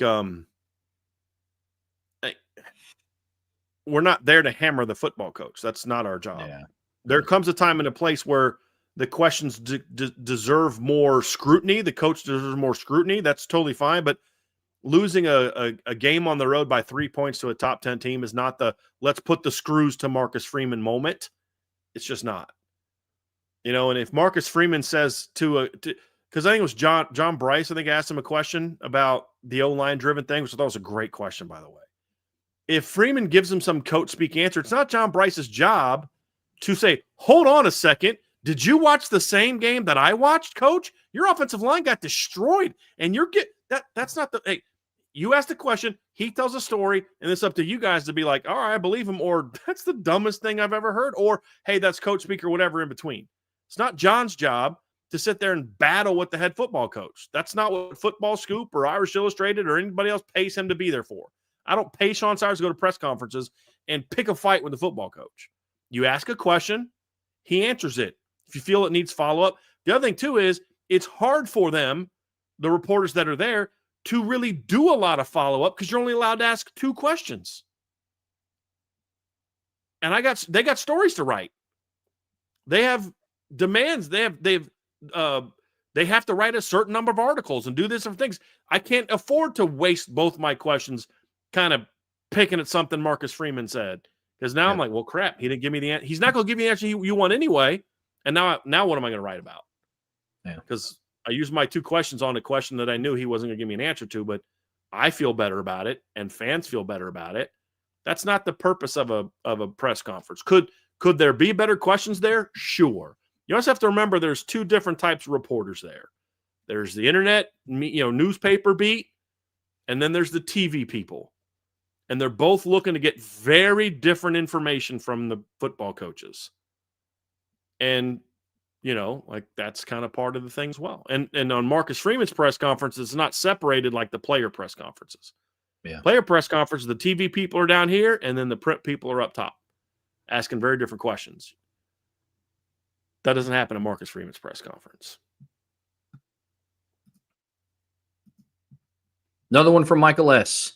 If your confidence in Notre Dame's coaching staff to make proper adjustments was 8 out of 10 before Miami, what is it now? 8 out of 10.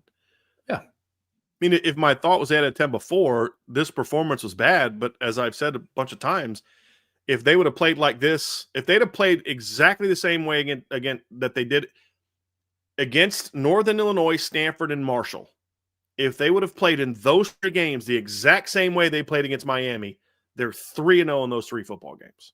Mm-hmm. So I'm pissed. Things need to get fixed. But this is not the season's over. Fire everyone. What's this coach's buyout? That's like it's Friday now. We should be way past that emotional reaction. Yep. Do I have concerns? Yes. Are there some things that are now show me mode? Yes. But Marcus Freeman didn't all of a sudden stop being Marcus Freeman. Mike Denbrock didn't stop being Mike Denbrock. If you think Mike Denbrock called a poor game on Sunday night, guess what that means?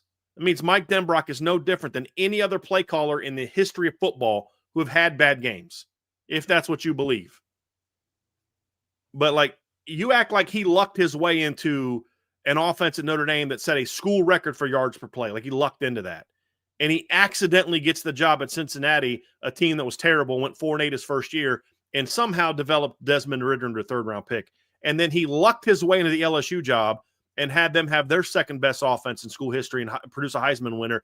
And then last year, he just lucked into a Notre Dame job with Riley Leonard where they went to the championship game.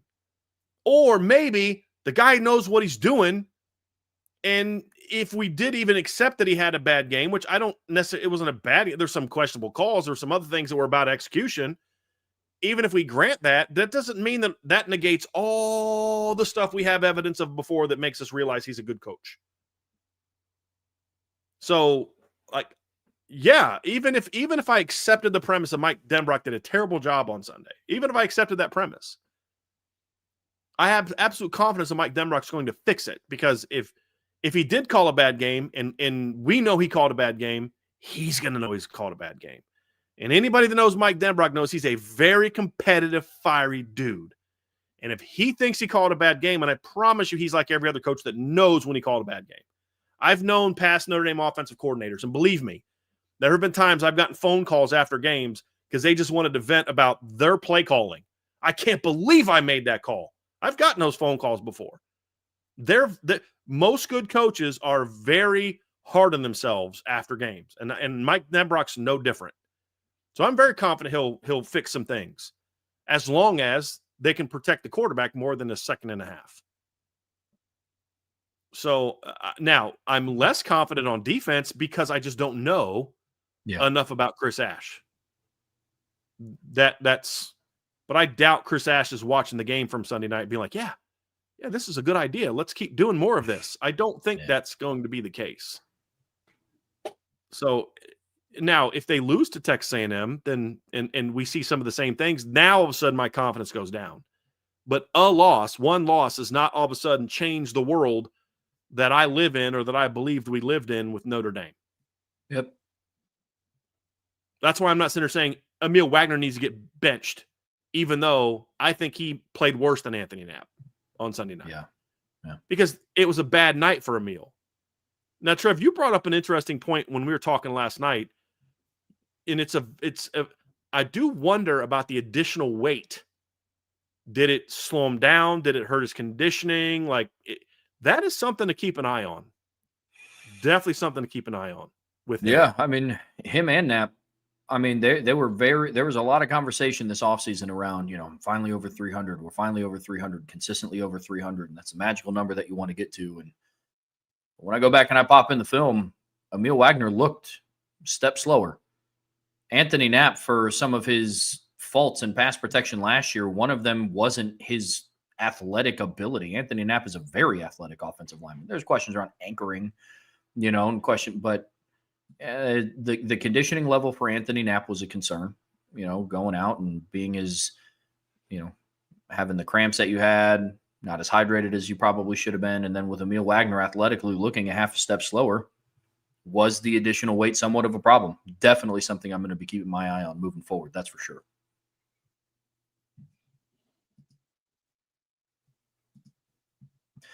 Another super chat from Tyler Evans. What are the issues at Kansas State? They have not looked impressive in both games. Yeah, Tyler, I mean, this is something that I know they're playing Army, and Army just lost to Tarleton State, which is pretty crazy considering the team they were last year. Kind of shows you the Bryson Daly effect. But yeah, I'll say this. This is a big, big week for Kansas State. It really is, because, you go and you look, man, week 0, you lose on the road to Iowa State. Well, on the road, you're in Ireland. And then the following week, you're back. It's kind of a short week. You traveled, you come back stateside, and then maybe you overlook North Dakota. Not North Dakota State, the FCS powerhouse, just North Dakota. And it takes you a last-second drive in the waning moments of the fourth quarter to get a win, 38-35. This is a big week for Kansas State, because if a team in Army gives you a game that just lost to Tarleton State, There's going to be a lot of issues with Kansas State. Some that I haven't. I don't know what it is. I don't know if, the majority of their game plan was built around Dylan Edwards and they just seem lost without him. I don't know what that's going on. I don't know what's going on with that situation. I'll have to do my due diligence and look more into what's going on with Dylan Edwards. I don't believe he played against North Dakota. I think he was still hurt. So I'll have to go back and look. But no, at the end of the day, Kansas State has been one of the bigger head scratchers, and they're just not getting as much attention because they're in the Big 12. But, Brian and Vince picked them to win the Big 12, and I predicted them to play in the Big 12 championship. And right now, the way that they're looking, they're going to be fighting to be in the top half of the Big 12, let alone playing in the conference championship game. So that one is concerning. Got another super chat in here from Scotty G. Appreciate the super chat, Scotty. Brian, hope all is well with the missus. Godspeed. Love the cut. Trev, hope married life has treated you well in year one. Hope to meet you guys at NC State. Scotty, I appreciate that. I know Angela was in the chat earlier in the show. Sounds like she's in good spirits. The road to recovery is going really well with her. That's awesome. And first year married life was a lot of fun. We had been together for quite some time before we had gotten married. So really some of the biggest differences in our day-to-day was just me wearing this. So that got a little bit getting used to. And introducing her as my wife was also an adjustment, that's for sure. But no, I appreciate it, man. It was a lot of fun. Super chat from David Gaito, and I hope I pronounced that correctly. But thank you for the super chat, David. Great show, guys. Your takes on the slow starts lately against quality teams. Also lost the middle eight last week. Need to correct that. Go Irish. I completely agree, David. I'm going to have an article coming out this weekend talking about why Notre Dame, not necessarily just even starting fast, but needing to sustain their fast start is so imperative to their success. We talked about it in the postgame show. I think you nailed it. Lost the middle. It got dominated in the middle eight. In the middle eight of the Miami game, Miami goes on a drive that eats up the rest of the first half, and then they kick off the second half with a drive that lasts over 7.5 minutes, and they punch it in the end zone. Notre Dame is at their peak when they start fast, sustain a fast start. They're able to cause turnovers on defense, because that's another little nugget for you. It's another thing that I'm putting out this weekend, talking about how crucial turnovers are for Notre Dame's defense. They also win the middle eight. Absolutely dominated. They put the game away against Georgia in the middle eight. And so that's something that's absolutely going to have to change for them. I absolutely agree. I agree completely. Let's get back up here to the top. Got one in here from Brandon Gilbert. I used to sports hate every team on Notre Dame's schedule, but I've gotten softer with age. I need sports hate guidance.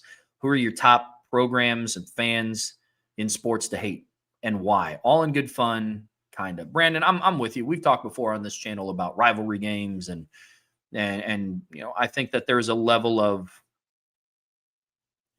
sometimes those games where you just flat out don't like the other team, that I think it's good. Michigan and Ohio State, they just do not like each other.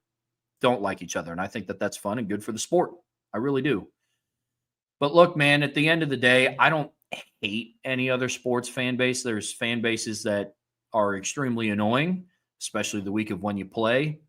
The week of the Penn State game, I thought Penn State fans were the most annoying. The week of the Miami game, I thought Miami fans were the most annoying fan base. The week of the Ohio State game, I thought Ohio State fans were the most annoying. And so it just kind of depends. The programs that I just do not flat out don't like, I do not like Michigan. I do not like USC. A lot of the typical Notre Dame rivalries. And then, the sports fans, again, it's just the week that Notre Dame plays them, they're most likely the most annoying. So it's kind of where I'm at with that one, Brandon. Let's see here. Got one in here from Blake Ham. Thank you, Blake. If you had the option to play one team in the playoffs round one at Notre Dame, who would you want that team to be? Yeah, I'm pretty sure that I'm pretty sure the resounding answer in the chat would be LSU. If Notre Dame hosts a home playoff game this year, let's say they run the table, they go 11-1. Notre Dame goes 11-1. LSU looks about as good as they are, but their schedule, I think, is significantly harder than Notre Dame's. I would love for a return of Brian Kelly to South Bend with LSU to play at night Guarantee one, that would drive up viewership like crazy. One. Two, I think it would get the lone Friday night slot like the Indiana game did, and it'll be in prime time. I think that game, and I'm sure Brian would agree with me, LSU at home, if there's one team, I think it would be that one, because I think that game would be electric. Got one in here from Katie Keevers. Do you foresee any game plan changes on defense as they will be focused on containing Reed's running ability? Yeah, I sure hope so. I don't know if they're going to implement a spy, Katie, because the one thing I will say about Notre Dame's linebacking core is they're extremely athletic. And Marcel Reed is a very talented runner. I think one thing that is going to be interesting about this, Notre Dame's lack of a pass rush, they're going to have to do things to get him uncomfortable, but he is a quarterback, unlike Carson Beck, that can make plays off schedule. Carson Beck did a decent job of doing that on Sunday night. I mean, his 2 touchdown passes were while he was pressured. And so I don't want to make him sound like a stiff in the pocket, but he's not Marcel Reed as a runner. He just isn't. So, Katie, I would expect to see probably some sort of spy, depending on down and distance for third down. You don't want Texas A&M to get in a spot where they're, 3rd and 12 plus. They don't spy Marcel Reed. He gets them into a 4th and manageable, and they're on the plus side of the 50. And then, they decide to go for it on 4th down. Probably something there. Ideally, the defensive ends, they get more pressure. There's going to be situations where they're going to have to contain and do a good job of sealing the edge. So that would be something that I would expect to see. But as far as that, the biggest game plan changes schematically that I hope to see from Notre Dame's defense is I hope that they're a little bit more aggressive attacking downhill. I think that's one of the best ways that you can nullify a rushing quarterback is aggressive defensive play and being strong with your linebacker play. So that's something that I would hope to see. Brian, what do you think? Do you foresee any game plan changes on defense focusing on Marcel Reed's running ability? No, other than the things that they did that didn't work against Miami, in some ways would work better against them because you'll have linebackers in more better position to spy. So, yeah. Good deal. I got that one. Sorry, I didn't take it out of the. I think I got every super chat except for the third one from Michael S. about Jeff Quinn. I don't even know what that means, so I can't address that one except to say thanks, Mike, for the question. I don't skip Holtz versus Jeff Quinn. And then I got David's as well. Yes, sir. All right. Sorry about that. ND, it just means more. True or false? Heinisch would be better served being used as an obvious passing downs and in spots, but not as a starter. Starter or not doesn't matter. The reps are going to be the same. It's not about that. It's literally what we've been saying since last year. Guys, we watched Donovan Heinisch over and over again be a good football player for Notre Dame, and not just in passing downs. It's about what are you asking him to do? It's like with anything. It's so easy to just say, this guy didn't play well. He sucks. Take him out. Sometimes that may be the case. Sometimes it's, hey, why are you asking that guy to do this? We saw Drake Bowen last year as an aggressive downhill linebacker play really good football. So we saw Jaden Osbury do the same thing. But then you get into this game, and it's all of a sudden they're saying they're having him slow play and fit all this other stuff off the D tackles, and you're like, why? Look, Donovan Heinisch being asked to play big boy football against Inez Cooper is not a Donovan Heinisch mistake. It's a Chris Ash mistake. Know your personnel. There's nothing that drives me more nuts than when coaches ask players to do things they know they're not good at or should know they're not good at, and then blame the player. And I'm not saying Chris Ash is blaming the player. I'm saying Chris Ash put Donovan Heinisch in some bad spots. That's what I'm saying. And no, he should not be just used in that regard because we've seen him play well against the run as well when he's used properly. Same thing with Leonard Moore. Leonard Moore, like we're giving certain guys, we're hammering certain guys that we didn't like before as fans and ignoring other things that should make us realize this is a much bigger problem. There's a lot of talk about how bad Anthony Knapp is and not a lot of talk about how bad Emil Wagner was. Why does that matter? We should shoot. Am I an equal opportunity, soul crusher? No, it's when it's happening that often, the problem isn't just the players. The problem is the preparation and the coaching. When Donovan Hinish is being asked to play the way he was asked and he gets beat, that's not a Donovan Hinish problem. Why are we not talking about how poor Leonard Moore looked on Sunday night? Why is that not what we're dealing with? But no, we know he's a great player, so we just chalk that up as to what, an off game? Don Schuler didn't play well. Drake Bowen didn't play well, or at least he wasn't effective. Do we know that the coaches don't think he played well because he was doing what they were asking him to do? Yep. So that's the issue. And I know it's easier to just kind of blame it on Donovan Hinish and he's not good enough. But guys, there were other D tackles that had those same problems. Why didn't Gabriel Rubio play as quote unquote poorly as Donovan Hinish? Because he's 6'5", 320. He's built to play that way. But if they put Gabriel Rubio in there and they were running a bunch of long stunts with him, I'd say, what the heck are you doing asking him to run a bunch of long stunts? It's about how they use him. Yep. It's not a Donovan Hinish problem. He is what you have. This is who you have. Use him the way he should be used. Couldn't agree more. I mean, look, I have the same issues. There were players at every level that I did not like how they were asked to be used. The personnel usage on Saturday on defense on Sunday was just not there. You're asking Donovan Hinish at 6'2", 277 to go nose up on 6'6", 350 and Nez Cooper. For whatever reason, they continually ask Christian Gray to play off coverage. That's an issue that goes back to last season. That's just not the area where he excels the most. He excels in press man coverage, and yet he routinely gets asked to play off. They asked Drake Bowen to go from being an aggressive downhill linebacker to just a wait and react guy. Those are the issues. It's not just Donovan Hinish specific. I agree completely.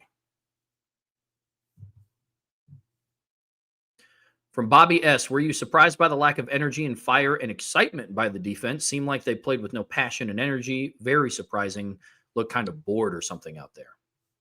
Not bored. Not lacking energy or fire. Not turned loose. Yeah. It's hard to look like you have energy when you're not being turned loose. From Iden, is there anyone who wanted 2 portal windows? One window is what the majority wanted, correct? The majority of coaches, sure. Who wants 2 portal windows? GMs and agents. A lot of GMs and agents. GMs that want to poach other teams' players all year want as many open portal windows as possible. Teams that live by the portal want as many portal windows as possible. Yeah. Agents want as many portal windows as possible. Because then when they get X amount of dollars from their clients in January, they can then spend the next 4 months negotiating bigger contracts for their clients to jump back into portal in May. Guys, that's what a lot of this is about. I've been telling you all this for a long time. Like, some of the dumbest takes you'll ever see about the state of college football come from attorneys, because they don't care about the quality of the game.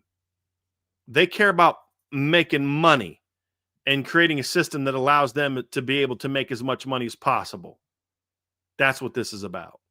Are there some attorneys that care about players? Of course. But the ones that are just constantly spewing off at the mouth on social media, those guys don't care about players. Those guys care about, they see another revenue stream. That's what they see. They definitely want another portal window. It's like a buddy of mine the other day, a couple, really smart guy, hits me up when they announced that those rules about NIL and stuff like that. And he was all excited. I said, dude, that ain't going to fly. I guess they're going to get sued. He's like, well, you know, who are you going to sue? I'm like, just watch. Like 2 days go by and they lawsuits and stuff. It's like, see, told you. And then they gave in and said, oh, okay, well, we'll let you do this. But I'm like, it's going to keep happening. It's just going to keep happening. For Muhammad Abdi, Brian, do you think Notre Dame should incorporate more zones, since teams have that specialized in man, can play more zone easier than zone-heavy teams going man? No, Notre Dame should be a heavier zone team that has a number of zone coverages that they can go to that they master. I don't think this is correct. I don't agree with this premise. I think that if you're coached well, you can make the transition from one to the other just as effectively, Muhammad. I don't think it's like you should be a heavier zone team because it's easier to be zone and then do some more man. The other way around, I don't believe that to be true. I think that was true for Notre Dame, but I don't believe in football that's true. Do what you're best at. That's literally the foundation of what you should do is do what you're best at. Do what fits your personnel the best. That's priority number one. And in that regard, this is a team, especially cornerback, that should play more man coverage. After that, it's like, okay, but you can't just be a pure man team. So what are the different things you're going to do zone-wise to be more effective? And then get really good at those as well, knowing that your base is still here. So the other thing too, Muhammad, is what is your foundation to begin with? So it's going to be easier to transition to something when you're already good at something. So if you're already a zone team, it may look easier to play man, but I don't know that it necessarily is easier unless you've got great players. If you have great players, then you can kind of be good at can be good at man. I just think it's about finding out what your foundation is, find out what you're best at. You should never do something that's not your best thing just because it's easier to do something different.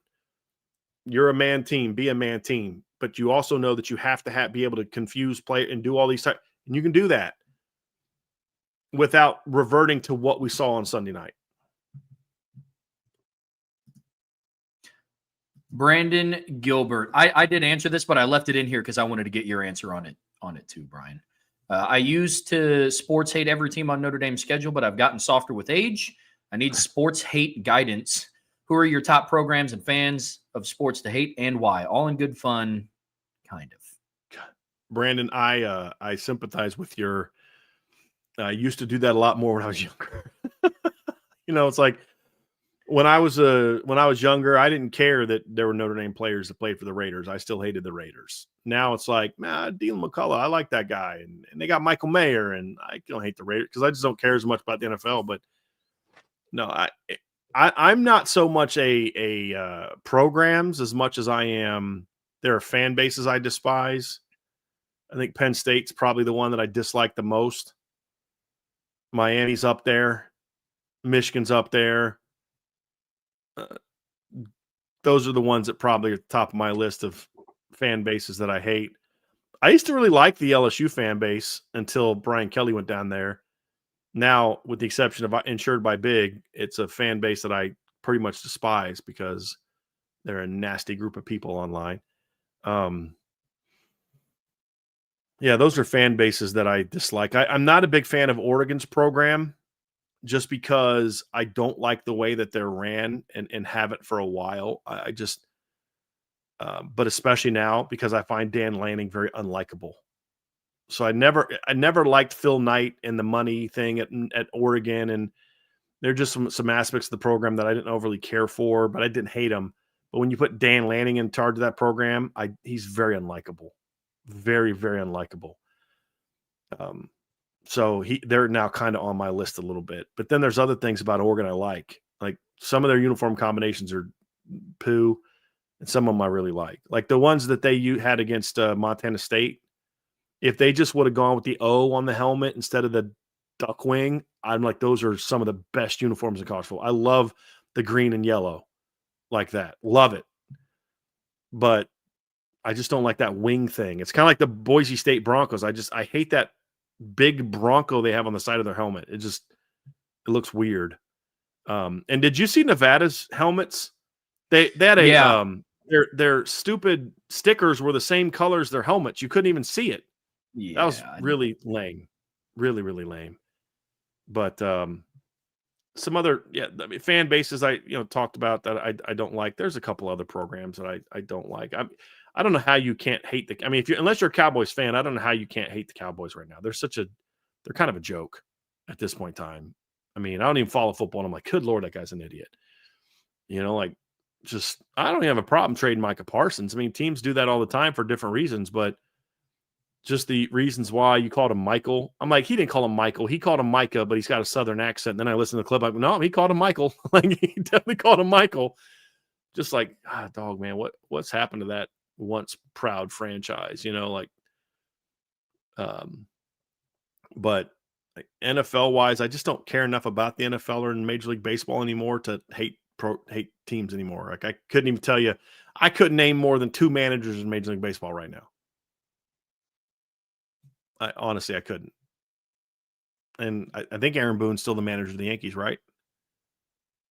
I only know that because he's a former Reds player, and then I know that Terry Francona is the manager of the Reds. I literally couldn't tell you who manages anybody else. I think Dave Roberts. I could tell you Dave Roberts still manages the Dodgers, I believe. That's it. That's all I can tell you. And I used to be able to tell you rosters and coaches and top minor leaguers for just about every team in Major League Baseball. Just now, I just don't care. Yeah, NFL sports team. I know a few. Diehard Packers fans are pretty rough. Those, like, because there's no football conversation that you could have. If they wear the green and yellow, they are the best player in the league. It's rough. Mm-hmm.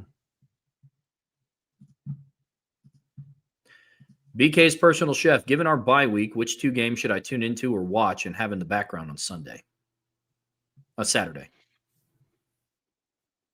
Well, I can't wait till the I'm really looking forward, Trevor, to the Kansas-Missouri game this weekend. Yeah. It's at 3:30, I believe, on Saturday. I'm very much looking forward to that one. Let me see what's happening tonight. Let me just go to the slate of games. There's a few that I'm very interested in. None tonight. Yeah, no matchups tonight that I care about. Saturday, Illinois at Duke will be a very interesting game. I don't, we're in that time of the season. We don't really know a lot about anybody, but that's going to be a big game for the ACC and big game for Illinois. Go on the road, get a Power 4 win, for their playoff resume. I think it's important. You lose at home, you lose at Duke, and your playoff hopes are done. Iowa State, it's going to be very interesting. Iowa State, a big win to start the season. Can they get another one at home? Iowa looked pretty decent, not great, but looked decent in their first game. Mark Gronowski had a solid first performance for Iowa. Got a little banged up. I think he should be okay. I didn't think it was anything major, but yeah, I thought they looked solid in their game. Yeah, I mean they ran the ball well. Passed for 48 yards. I mean, is that, I thought early in the game he had a couple nice throws and then they just didn't throw anymore and just, but they played Albany. I don't know what you can learn from that. And, they're going to have to throw the ball a little bit more from Iowa State. So we're going to learn something about Iowa this weekend. Baylor at SMU will be an interesting game. Virginia, NC State will be an interesting game. I'm looking forward to watching that one. So that noon window has some intriguing games for me. Those 4 games are all in the noon window. And if you're a Steve Angeli fan, they host UConn in the opener or home opener for them. So get a chance to finally, see Steve at home. That'll be an interesting game. But that 3:30 window, Oklahoma State, Oregon will be moderately interesting game. Ole Miss, Kentucky, something very interesting because I have a theory that Kentucky Stoops era is kind of dead. And they actually had a pretty decent season opening win over Toledo. I think they only won by 8, but it was like 24-2 at one point in time, and Toledo scored late to make it closer. It wasn't a real competitive game if you watch it, but like playing at Ole Miss, how good is Ole Miss? We don't know. Best game of the weekend, the most intriguing game of the weekend, in my opinion, is at 3:30. That's Kansas at Missouri. I can't wait for that game. I know Oklahoma, Michigan is going to be a big game, and that's probably the most impactful game of the weekend. But the game that I'm personally most looking forward to watching is Kansas, Missouri. I think it's going to be a fun game to watch. And can Kansas look as good against a comparable team as they did the first 2 games? Because I'm thinking like Fresno probably they stink. And then Fresno goes out and destroys, I think it was Georgia Southern in week 2 or in week 1. I'm like, okay, maybe Fresno's not that bad. And I'm looking forward to seeing that game. And then, of course, you've got Michigan and Oklahoma that night, Trev. So an intriguing slate of games for me. Not sexy games that are going to have everybody like, oh, this is national title implications outside of Michigan and Oklahoma. But I'm very, very much looking forward to that. And then, as I said before, the other really interesting game I'm looking for is going to be 7:30 BC at Michigan State. I will definitely have one of my TVs on that one. Yeah, one of the intriguing games that I'm looking forward to outside of the ones that you talked about, Arizona State on the road at Mississippi State. I think that one could be interesting. I mean, it's going to be our first real sample size of watching Arizona State this season against a team with a pulse. Right now, FanDuel has Arizona State as just 6.5 point favorites in that game. So that one could be interesting. Excited to watch them on the road. Very interested to see what they start to look like. So that's the only other one that I would add. Domer Grizz, how do you think the team's approach to this bye week will differ from their usual bye week strategy, if at all? I don't think the approach should change much, Trevor. I think one of the mistakes you can do when you have a tough game is to just overreact and panic and just change everything. I think anything that's going to be different this week is more like a normal bye. Self-scouting, what did we do right? What did we do wrong? What corrections need to be made? The problem with having a bye this early is you don't have a lot of data. You've got just a one game of data, but you can look at things. And if you're a good coach, say, hey, look, yeah, this is a problem against Miami, but this could, if we don't play better than this, it's going to be a problem in the future as well. And you correct it. Maybe there's some positions that you move guys and say, hey, we need to let some guys challenge here. That needs to happen. But the overall approach to the bye week shouldn't be much different. It's about course correcting, making some adjustments, getting their mentality right, making sure they're focused on what's ahead and stop dwelling on what's behind. We as fans will dwell on what's behind. The team should have been over Miami since Monday.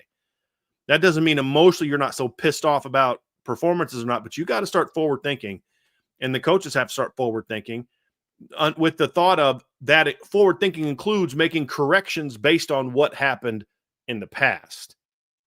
But like, you're not in here like Friday and practice yelling at your players about mistakes they made it against Miami, unless it's related to half, effort, not being focused. Like if they're out there and they're giving you poor effort in practice, and you like this, then you can kind of maybe go off on them a little bit. But as far as the approach, it's look, we gotta make some corrections, but we got to move forward. We've got to figure some things out, and we've got to go find some answers, and then we just got to keep doing what we know we believe in. Guys, we've been here before, right? We've been here before. We're going to make the corrections. We're going to go forward, and we're going to win. They can't have, as coaches and players, the reactions that we are having as fans. They need to be more like, okay, that game sucked. Let's put it behind us. Let's learn our lessons, and let's move forward. And that's why I say I don't think the strategy will change much at all, nor should it. There are some adjustments. Like to me, making sure Will Black or Gerby Lambert or whoever gets more reps at left tackle is not changing your approach. That's normal football. You didn't play well. We got to make sure we have some answers to where, at the very least, you're being pushed. We need to make sure we adjust some scheme. We need to make sure we adjust some calls. That's not changing your approach. If they would have gone at the end of the game and let's say put that final drive together and CJ throws a 35-yard TD pass with 2 seconds left, they win the game, they should still be doing the same things they're doing now and saying, hey, look, yeah, we won the game, but man, this performance on the offensive line isn't good enough. This performance and on third down is not good enough. This performance here isn't good enough. We got to do better. The great coaches are the ones that look at wins the same way they look at losses and say, it's not about the result. It's about the process. It's about how we played. We did not play Notre Dame football. Yeah, we got a W at the end of the game, but we didn't play Notre Dame football and correct it. That's why I used to love Nick Saban. His most pissed off in press conferences after games sometimes came in wins. Like, dude, well, you just won by 30. Because he saw, yeah, that was good enough to beat Mississippi State. That's not going to be good enough to beat, Georgia in a couple weeks. Or that's not going to be good enough to beat Texas A&M or LSU or whatever good team we're playing in a couple weeks. That's not going to be good enough. And they should still have that same mentality, even if they pulled the win off at the end. Like, them making a couple plays at the end of the game shouldn't change the overall takeaway from that game if they're good coaches. And I think this staff is still made up mostly of good coaches. Connor Grant, do you think if Notre Dame and Miami switched offensive line last Sunday, we win by 14 plus? Oh, gosh, yes. Yeah. Absolutely. Yeah. Minimum. Yes. Which ticks me off to say that, but it's true. Yeah. If Notre Dame's offensive line played like Miami, and Miami's offensive line wasn't great, they were solid. They were good in pass pro for the most part. Just okay in run blocking after the first quarter. But way better than what Notre Dame's performed. Goodness gracious, yes. Yeah. I mean, they weren't giving up sacks like on 3-man pressures on their game-winning touchdown or field goal drive. Yeah. 3-man pressures, Trev. 3-man pressures. Getting to the quarterback like you brought 7. Yeah. Yep. CJ getting pressured like that at the top of his drop on a 3-man pressure is abysmal. There's no sugarcoating it. That's just downright abysmal. Yeah. And Anthony Knapp wasn't on the field those plays for everybody that wants to act like this is just an Anthony Knapp problem. No.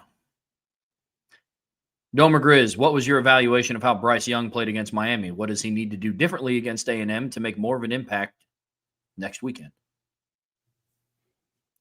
For Bryce, it's just going to be about consistency.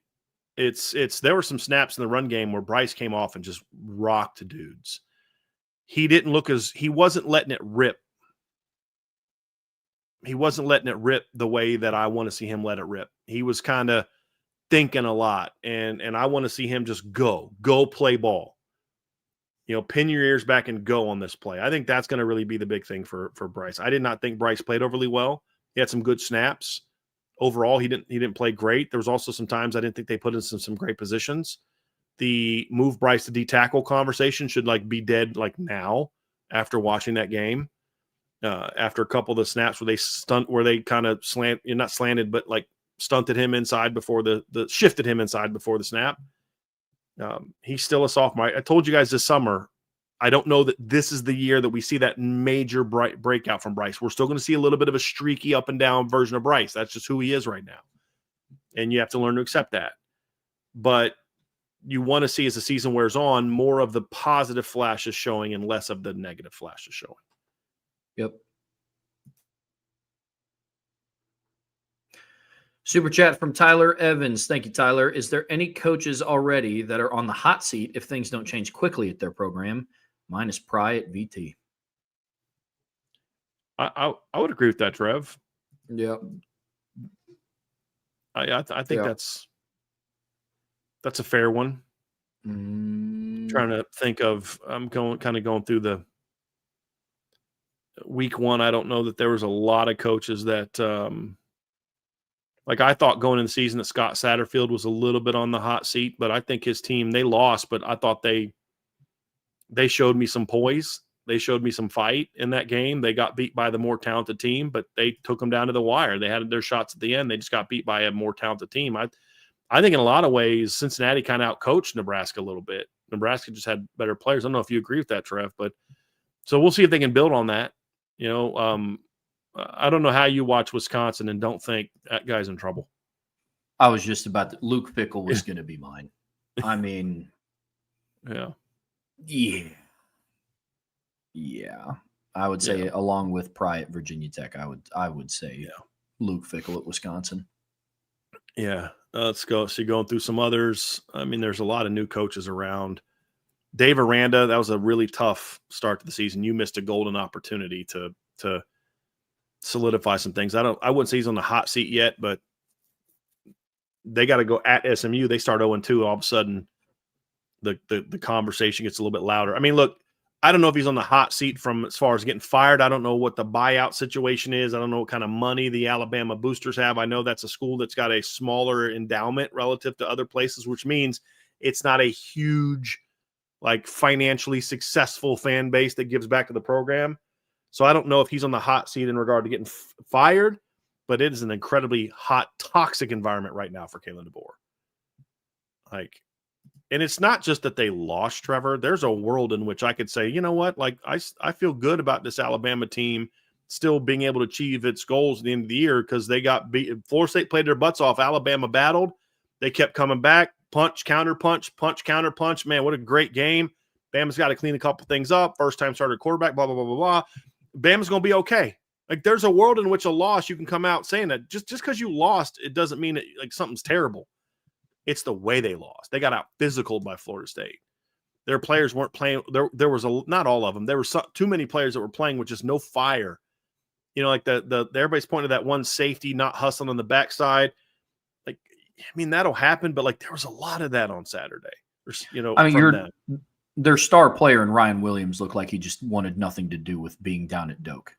Just not a thing. And it's really unfortunate. I mean, look, I'm as frustrated as the next person, Notre Dame losing to Miami, but that loss wasn't a cultural loss. I look at that Miami loss against Florida State. Though there's cultural concerns there down in Tuscaloosa. Yep. Not great. It's like Notre Dame fans are having the reaction to the Miami loss that Bama fans are having to the Florida State loss, and they should not be the same. Yeah. Yeah. I always love looking at the chat on shows when I decide not to wear a hat. And the people who think I'm bald or don't have hair, like he does have hair. I don't wear a hat because I'm bald. I wear a hat because I like wearing hats. I'm just getting caught up on the chat. From Cam Ald, are there any milestones needed to be hit next week versus A&M that would put some of your fears to sleep from what we saw versus Miami? Yeah, I want to see the offensive line come out and play physical football. That's a really big thing for me. Like, I want to see them come out and be physical. I want to see them just like give CJ some time. I don't want to see Notre Dame come out and just like run it down A&M's throat and overcorrect to not running it enough against Miami. Yep. Come out, do what you do, but be physical. However many times you run the ball, whether it's this many times, that many times. Like, look, they could not run block that much better, but Jeremiah Love just breaks off a couple, and you think it's all fixed, but it's not all fixed. Guys, one of the things that Marcus Freeman said before last season that I think we need to be reminded of is his whole thing was like, we're not focused on the score. We're focused on like the process. And that means just because the result is positive doesn't mean you fixed anything. You could be playing an inferior opponent. Where that's exactly what we did last week, but it went for a 2-yard loss instead of a 30-yard touchdown because you're playing a team that's not as good as Miami. It's an example, but but you can also watch a team play against an inferior opponent and they run for a lot of yards, but you're like, they weren't super physical. They're just way more talented than that team. There's also games where you may only run for 165 yards, but you're like, dude, but man, they played hard in that game. And that's what I want to see. They played sound in that game. They were aggressive on defense. So I don't have any milestones statistically, Cam, that I care about because I think sometimes stats can lie and make you think that something's fixed when it's not, or make you think something hasn't been fixed when actually it was a pretty good performance when you consider certain circumstances. So for me, it's more so how they play, more so like hard, physical, and all that, combined with I want to see a far more aggressive defense. Like, I am way more disgusted with what I saw coaching-wise on defense than I am offense. Way more. And I don't know why everybody's like, Mike Denbrock sucks, when I'm like, he wasn't even your worst. I mean, if we assume that, and I don't think that's true, he wasn't your worst coordinator on Sunday night. Chris Ash was. So I want to see that kind of get turned around a little bit more. Yeah, eye test is going to be big for me on the 13th.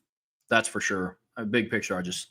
I know it sounds a little bit simple. I would just love for them to walk away with a win, man. I mean, right now, FanDuel has them favored by 6.5 points. That's as of right now. So, but at the end of the day, win would be huge. You need to see the offensive line play like they just had their worst performance in years.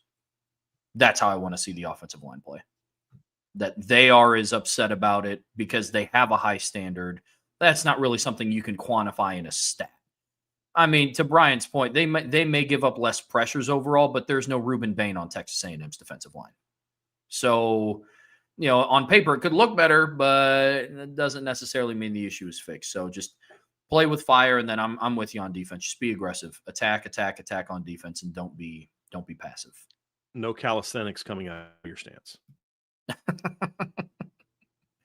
Josh Bufo, the motivational business banker. In your opinion, which of these 3 coaches come back first? Where do you think they go and why? John Gruden, Nick Saban, or Urban Meyer? Nick Saban and Urban Meyer aren't going to coach anymore, in my opinion. I don't think either one of those guys comes back and coaches anymore. I don't think either one of those guys wants any part of the modern landscape of football. And I just don't see it. John Gruden, I could see coming back because I think he could see, Bill Belichick and this NFL coordinator and that kind of thing, and maybe say, hey, I want to give this a shot. I could see him doing that. Who he would go to, I don't know. It's a great question. I think if any of those three guys are going to get back into coaching, I would think it'd be Gruden, whether that's college or NFL. I think it'd be Gruden. Yeah, but he's still in the middle of that lawsuit.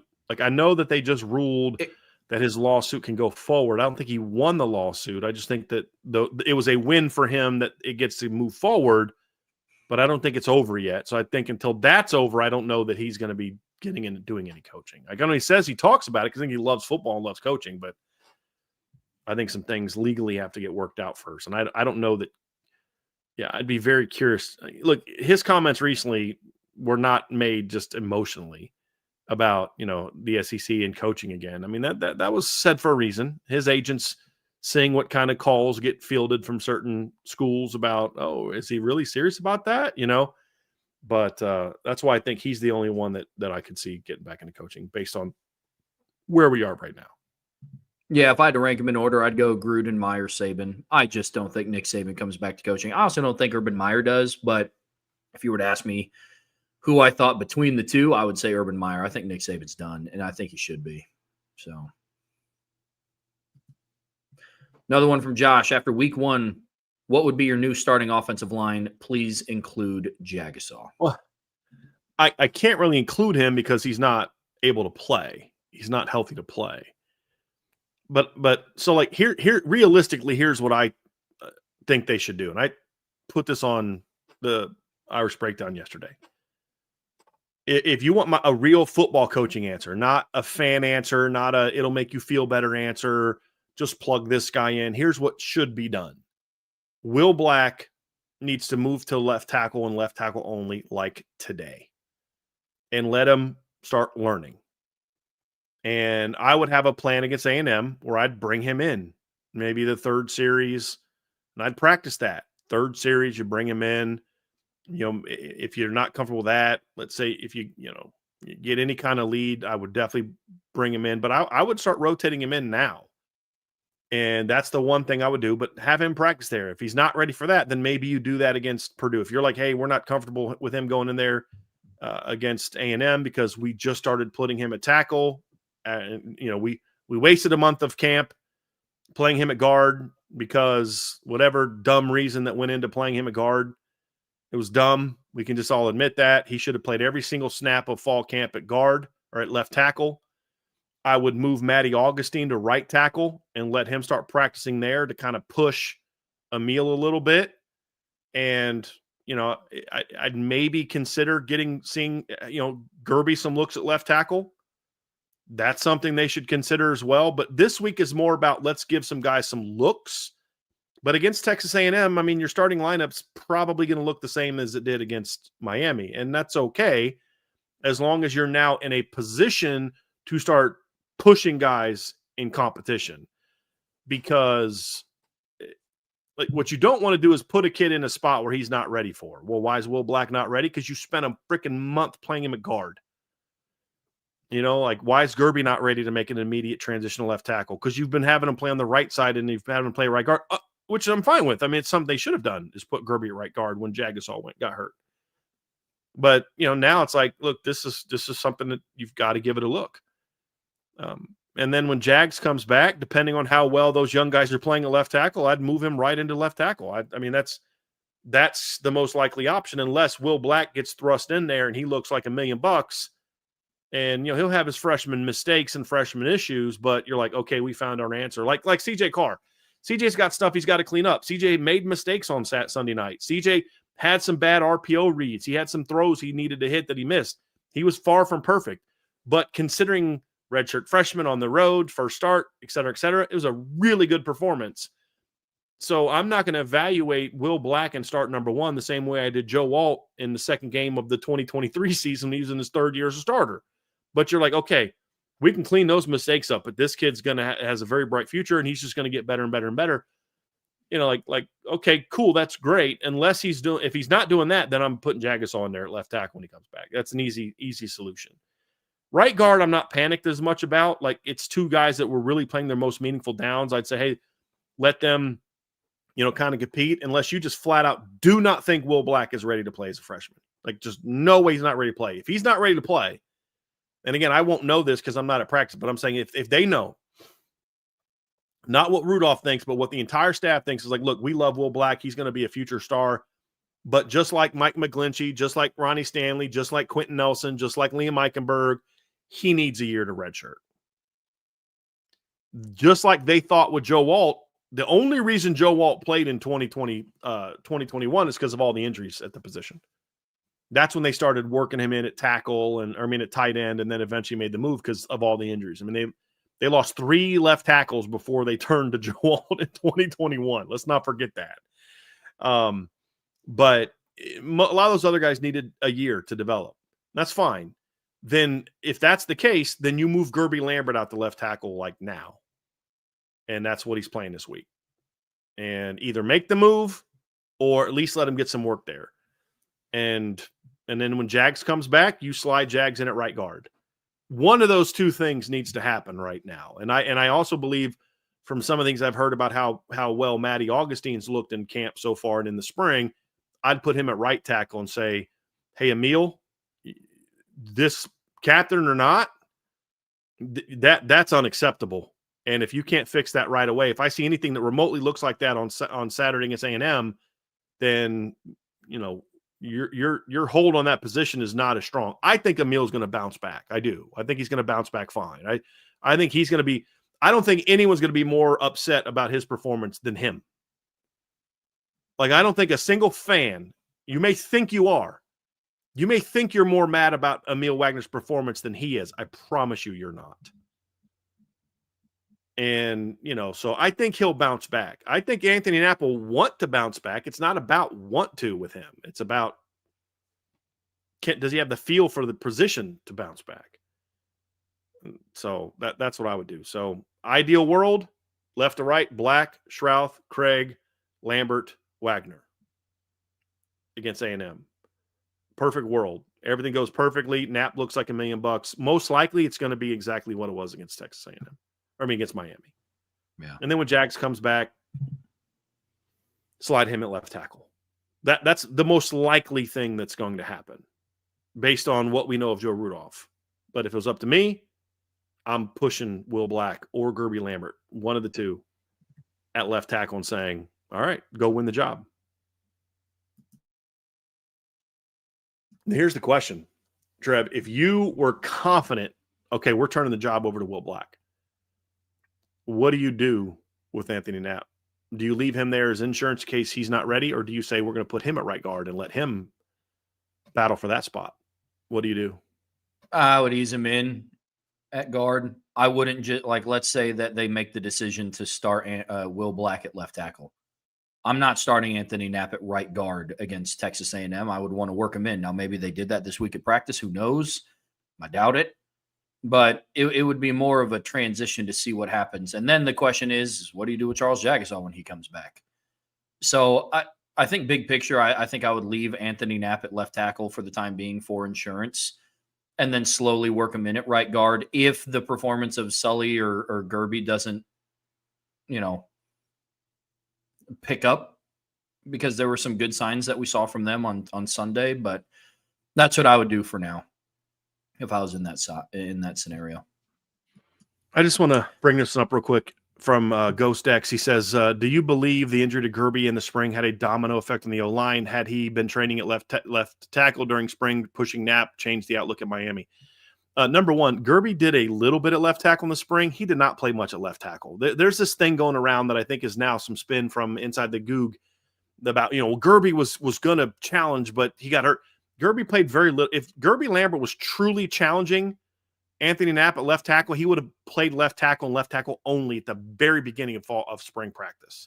They would not have been playing him at both sides. I'm sorry. They just wouldn't have. Now, did his injury prevent him from getting more experience and more work? Sure. But Gerby Lambert was healthy the first day of fall camp, and they never put him at left tackle from what we could see.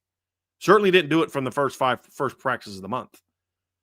And when Jagusah got hurt, you were kind of in a pickle. because you had a returning starter at left tackle, and you had to figure out what's going on at right guard.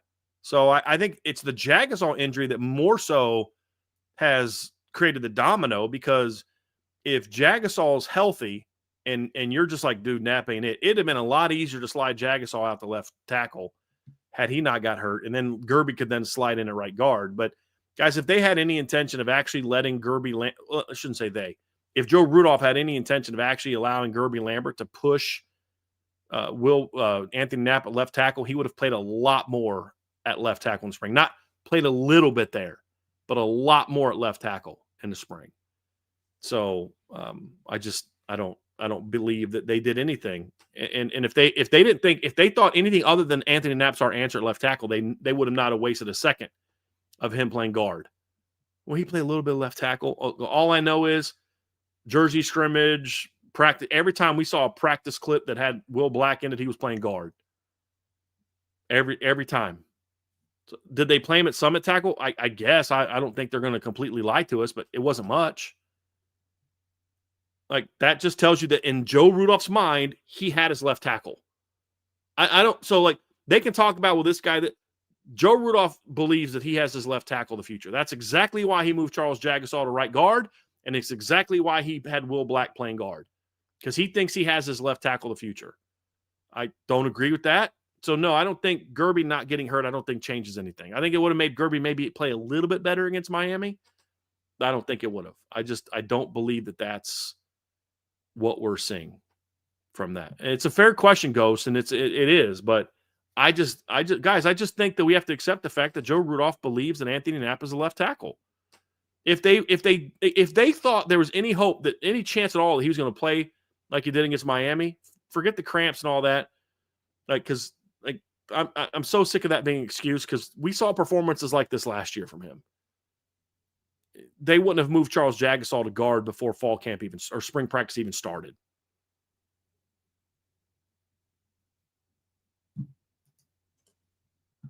You know, Trev, I need to go. So just so you all understand, we've had another water leak at our house, and it happened while the show was going on. And so I had to go step away to help Angela with that. And now the guy that's going to look at it is here, and I need to go and talk to him. So, Trev, I need you to take the next few, and then I'll be back as quickly as I can. You got it. Getting into part 3 of the Irish Breakdown podcast today, here brought to you by FanDuel. Doing the Friday free-for-all mailbag. And Berto 2121 is getting us kicked off in this segment. Which side of the ball do you have more confidence in to clean it up?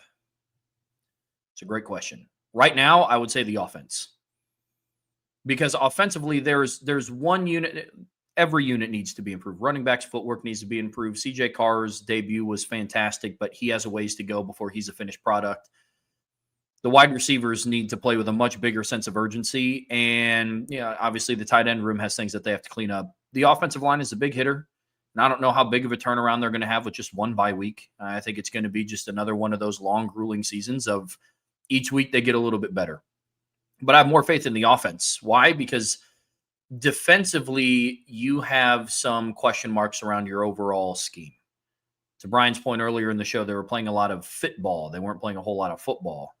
We watched some players do some things that were very uncharacteristic. I don't think that it's a mystery that when asked to be an aggressive downhill linebacker, Drake Bowen missed 5 tackles in all of 2024, the entire season, when he was asked to more so just fly downhill, make plays, be aggressive at the point of attack. On Sunday night, he was asked to be a read and react linebacker, and he was expected to let things wait and come to him. And he missed 4 tackles on Sunday night alone, missed 5 in the entire 2024 season. There are some things schematically on defense that I have concerns about. Their coverage structure I have questions about. Continually asking Christian Gray to play off man. I just don't understand that. And that's not even a Chris Ash thing, because he was asked to do that last year. I think that needs to be fixed because he's clearly not comfortable in doing it. So, long story short, Berto, I have more confidence in the offense to be able to clean that up. than I do the defense as of right now. Now, ideally that changes, but as of right now, I don't know. We're going to have to wait and see. Let's see. I think we had a super chatter few get in here. Connor Grant with a super chat. Thank you, Connor. I appreciate that. In the preseason, you ranked the Notre Dame offensive line number 2 in the country. Based off of week 1, what assumptions did you have that were incorrect? I mean, look, Connor, this is tough because I don't want to just let week 1 speak for how I think that this unit is going to perform as the season went on. So in the preseason, Brian and I projected what we believed that these units were going to be at the end of the year. Now, I understand where you're coming from in the super chat, Connor. I do appreciate it. But it's really difficult to project what they were in week 1 to how they're going to be potentially when the postseason rolls around. You know what I'm saying? And so right now, to your defense, they definitely did not perform like a top 5. They didn't perform like a top 50 offensive line in the country on Sunday night, let alone a top 10 offensive line. But based on week 1, what assumptions did I personally get wrong? Because I don't want to speak for Brian. I thought the tackles were going to take a step in their pass protection development. I really did. You know, you look at it and they had 31 combined starts between the two of them. Emil Wagner brought back 16 starts to the table. Anthony Knapp brought back 15 career starts. And in my mind, I just thought logically there's no way that you can take as big of a regression. And I thought Anthony Knapp was going to take the natural freshman to sophomore year jump, and he still might. I'm not saying that he won't. It's just it's a 1-game sample size, and that one sample size was atrocious. And so that's what's up for both of the tackles, not just for Anthony Knapp. I got that wrong a little bit. The right guard situation, I thought that both Sullivan Absher and Gerby Lambert played hard. Unfortunately, that the rotation, I think, just caused them to be a little bit sloppy at times. Like there was a QB counter where Gerby Lambert didn't block the nose tackle who was penetrating in, and he had free release essentially. And if that player got blocked, then I think that CJ Carr was going to pick up a lot more than a negative loss. So look, at the end of the day, there were some things that I missed on in projecting Notre Dame's offensive tackles taking that step. Again, they still might, but the week 1 sample size was not promising. There's things that they're going to have to fix. There's things that they're going to have to fix technically for me to be confident in them being a top 10 offensive line when the season is said and done. Let's see here. Got one in here from Zach Martin. Thank you, Zach. I appreciate that. Given the timid approach of the front 7 and lack of consistent pressure, what are the adjustments you would make to get heat on the quarterback? You know, I think one of the things that they're going to have to do, I think they're going to have to use their personnel differently. Notre Dame's defensive line just didn't create enough negative plays. And I'm not just talking about sacks. I'm also talking about just tackles for a loss, creating negative plays, getting penetration into the backfield. So one, I think you're going to have to ask your personnel when they're on the field, you need to put them in more favorable matchups and situations to win.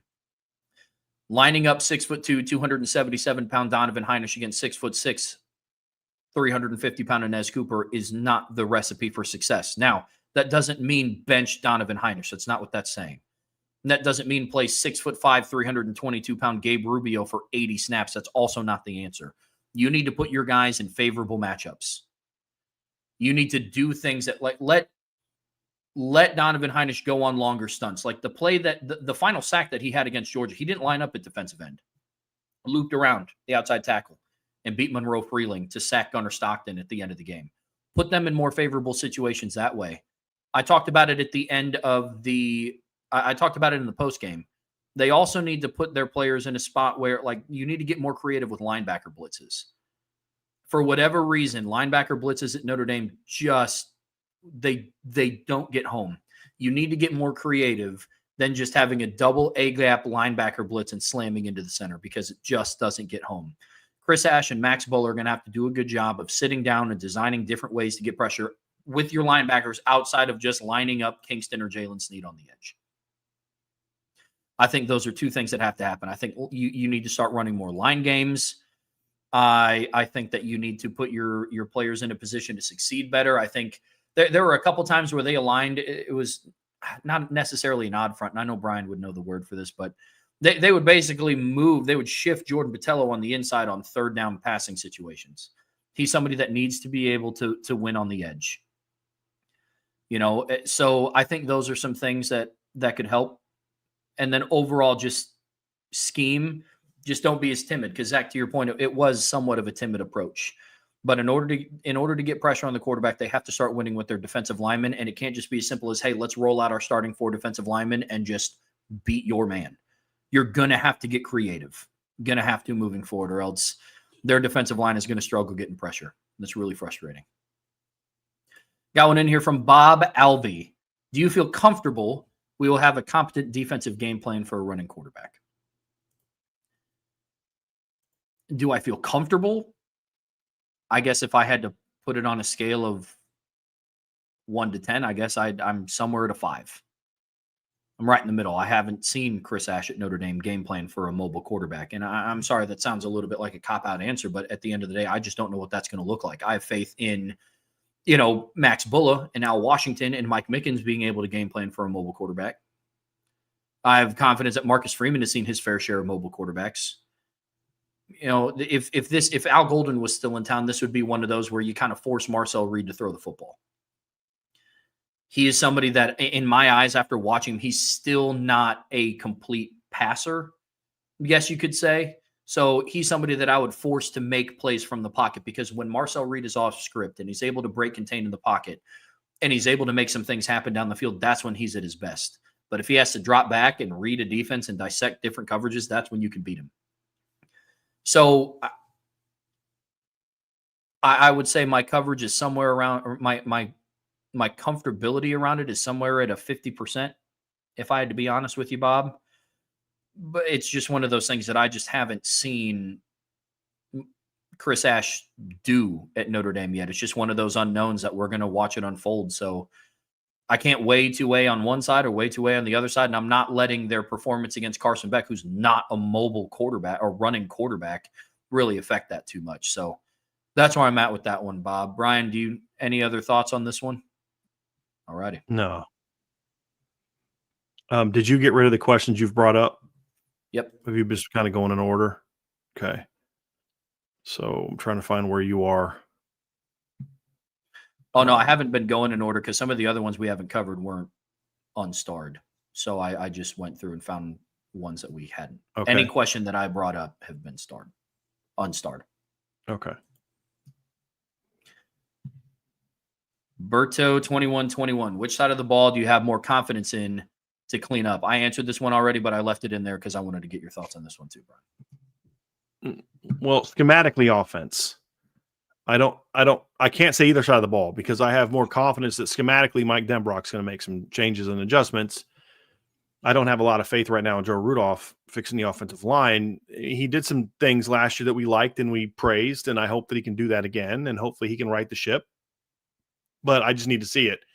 I have a lot more concerns defensively because that's more of a philosophical shift that resulted in a poor performance as opposed to just some play calls here and there. Like with Mike Denbrock, if you're going to complain about the game from play calling standpoint, fine.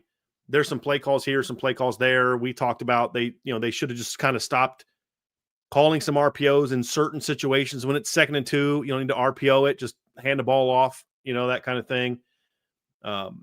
Those are all minor corrections.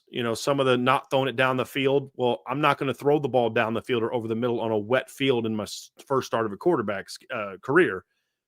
When it dried up a little bit in the second half, they took more shots and had some plays where shots were called, but didn't have time to get the ball off. So I think those are minor corrections schematically. Defense is a course correction, like a dramatic course correction. Like, hey, what you thought this defense was going to be, it ain't it. And so I just don't know enough about Chris Ash as a play caller to know that he can make these corrections. I'm not saying he can't. It's literally an unknown to me. So I'm not sitting there saying like doom and gloom, Chris Ash isn't capable of making the fixes. I'm not saying that. I'm saying this guy hasn't called a defense since 2020. Prior to that, he hadn't called a defense since 2015. and the 2020 defense wasn't very good, I don't really look at that too much because, as we've said, it was a COVID year. They didn't have the offseason to install. They didn't have great talent. Like, it's hard. I just don't have evidence of what he can and can't do. And that unknown is why I don't have as much confidence. We'll know more after the A&M game, Berto. And so, again, I just want to make sure my lack of confidence in the defense is properly understood, not as they're not capable of it. It's more so of I just don't know because I don't know enough about Chris Ash as a defensive coordinator because we just haven't seen him do it a whole lot to where I can know one way or the other. It's like I can't say I'm confident in him either because I just don't know. If I wanted to sit here and be like, Mr. Hey, it's time to spin things in a positive direction and get everybody happy again, because, guys, our numbers are better when people are happy. Business-wise, it's better when people are happy. I'm happier when people are happy and when things are going good in Notre Dame. I'd love to be able to tell you a tale, but I can't because I don't have enough knowledge, and I've always told you guys I'm going to shoot you straight. But we also don't know that he can't fix it. We just don't know because we've only seen him coach one game in Notre Dame. Whereas I know, look, we saw how bad the offense was in the first 4 games of the year last year outside of Purdue. Like, this performance we saw Sunday night was better than several of those performances. And we saw what Mike Denbrock then built as the season wore on. I'm confident he can do it because I've seen him do it over and over now at 4 different stops. Another one from Berto. Thanks for video breakdowns to begin. After watching the O&D breakdowns, do you see the defense being able to fix their issues quicker compared to the offense? Now, this is a great, so Berto just asked us a question that on first glance, I took as similar questions, but I actually like the way you're wording this, Berto, because I there's a difference between confidence in them fixing it or just take the coaching out of it. Whose problems are easier to fix? That's defense. Because, just go back to calling what you were calling the first 2 weeks of fall camp. That's an easy adjustment, in my opinion. The offensive stuff, it's, I don't know that that's as easy of a fix when it comes to the O-line coaching, development, and personnel. That's maybe a little bit of a tougher break where there 0 personnel changes are required on defense. 0. Even playing Carson Hobbs, which some people say don't play him as much. I'm like, look, it was this kid's first game. He's a redshirt freshman. It's his first meaningful downs. Not all of that was on him. Let's let him work through some stuff. He's going to be okay, I think. That's not a personnel change that necessarily needs to happen.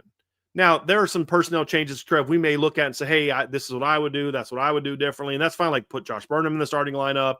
I'd have him in the starting lineup opposite Boubacar because you got that stud run defender on one side, the stud pass rusher on the other side. There's some things you can do with that. And then keep rotating. The more Botelho gets healthy, the more you can play him. There's but those aren't fixes per se. Those are just tweaks and adjustments. The defensive fix can be done like that, especially during a bye week. You just got to be willing to do it. Hey, Mike Mickens, you know what, man? Let's put you back in charge of calling, the coverage structure like you were the last 2 years when Notre Dame had the best pass defense in college football. That's my bad for thinking I knew more about it than you did. That's my fault. Let's go fix it. That's an easy fix. Easy fix. Offense is you got to find a new left tackle or figure out how to get your tackles who were that bad to do 180s in 2 weeks. That can be a little tougher. What do you think, Trev? You agree? Yeah, same page. Definitely the same page. Another one from Berto. How mad do you think Marcus Freeman is after Miami? And how mad do you want him? I want to see soul-crushing levels of anger. I don't want to see that because that's going to get somebody out of control. And that's there comes a point in time where you're so upset about something that you lose rational thought. Blind rage. Soul-crushing levels of anger is going to make someone act irrationally and not in a procedural way that I want a head coach to be. Now, I want him pissed off. I've said this before. Pissed off Marcus Freeman is the best Marcus Freeman. But I also want him rational and not overreactive. I want him reactive, not overreactive. And there is a fine line between those two things. But I would imagine he's very ticked off. He better be anyway.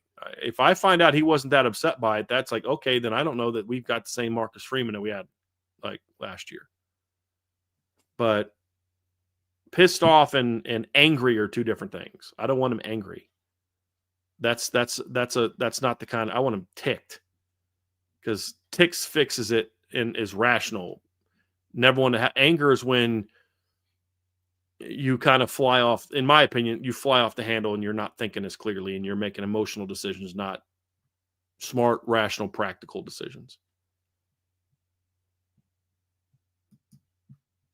Ballpeen Shillelagh, it seems that one of the issues in the Miami game was the lack of aggression shown in both the game plans and in the play of the athletes. How would you as a coach balance aggression and risk?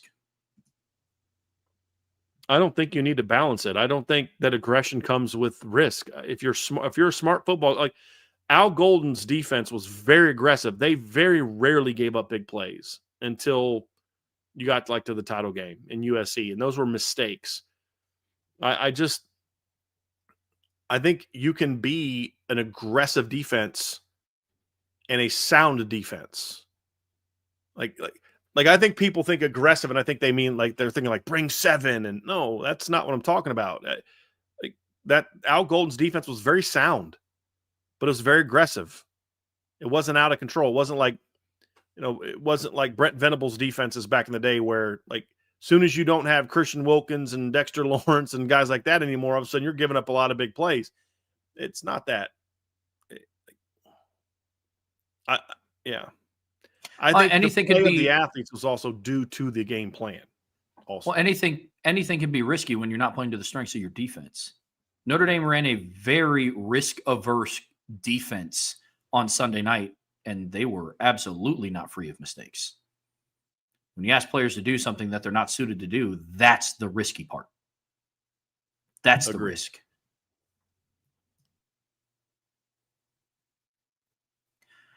Another one from Josh. What is more likely to happen next season? Notre Dame has a new offensive line coach and new D-line coach, or Mickens is Notre Dame's new defensive coordinator? Josh, I wanted to bring this up because you're a great poster, and I didn't want to just dismiss your question. But, look, guys, we're in week 1. Talking about what's going to happen next season and with coaching changes, that's not fair to the coaches. That's not fair to the players. And it's just not helpful. It doesn't allow us to actually address the things that will and won't happen.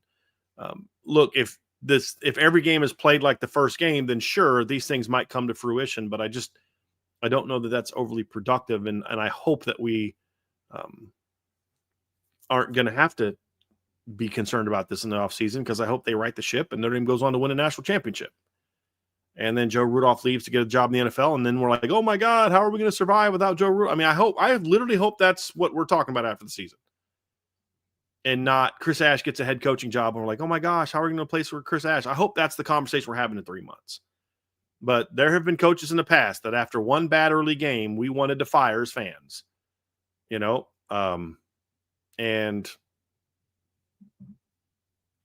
that's why we need to let things play out. And hopefully Joe Rudolph kicks butt the next 11 games in 13 weeks, and we're praising him at the end of the year. Same with Chris Ash. Another one from Berto. With the change in quarterback style coming up, do you guys see it of even greater importance to attack Reed to prevent his legs from being a factor, similar to Williams 2 years ago?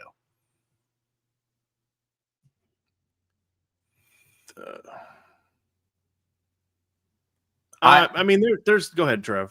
I don't, because I don't think that Marcel Reed is as good of a passer as Caleb Williams. You had to game plan for him slightly different. Caleb Williams was a freak athlete, and he was able to make plays when plays broke down. But when he was dialed in and he was on and he was working, he still did his best work from the pocket, in my opinion, when I sit down and watch him play. Marcel Reed is still a very unproven pocket passer to me. So I think that's more the reason to light him up and get him uncomfortable, because when Marcel Reed is off script and he's able to start picking up plays with his legs and extending plays with his legs and finding people downfield and kind of that, that schoolyard type of play, that's when he's the most dangerous. But it still doesn't change the fact that they need to find a way to pressure the quarterback more. That's for sure.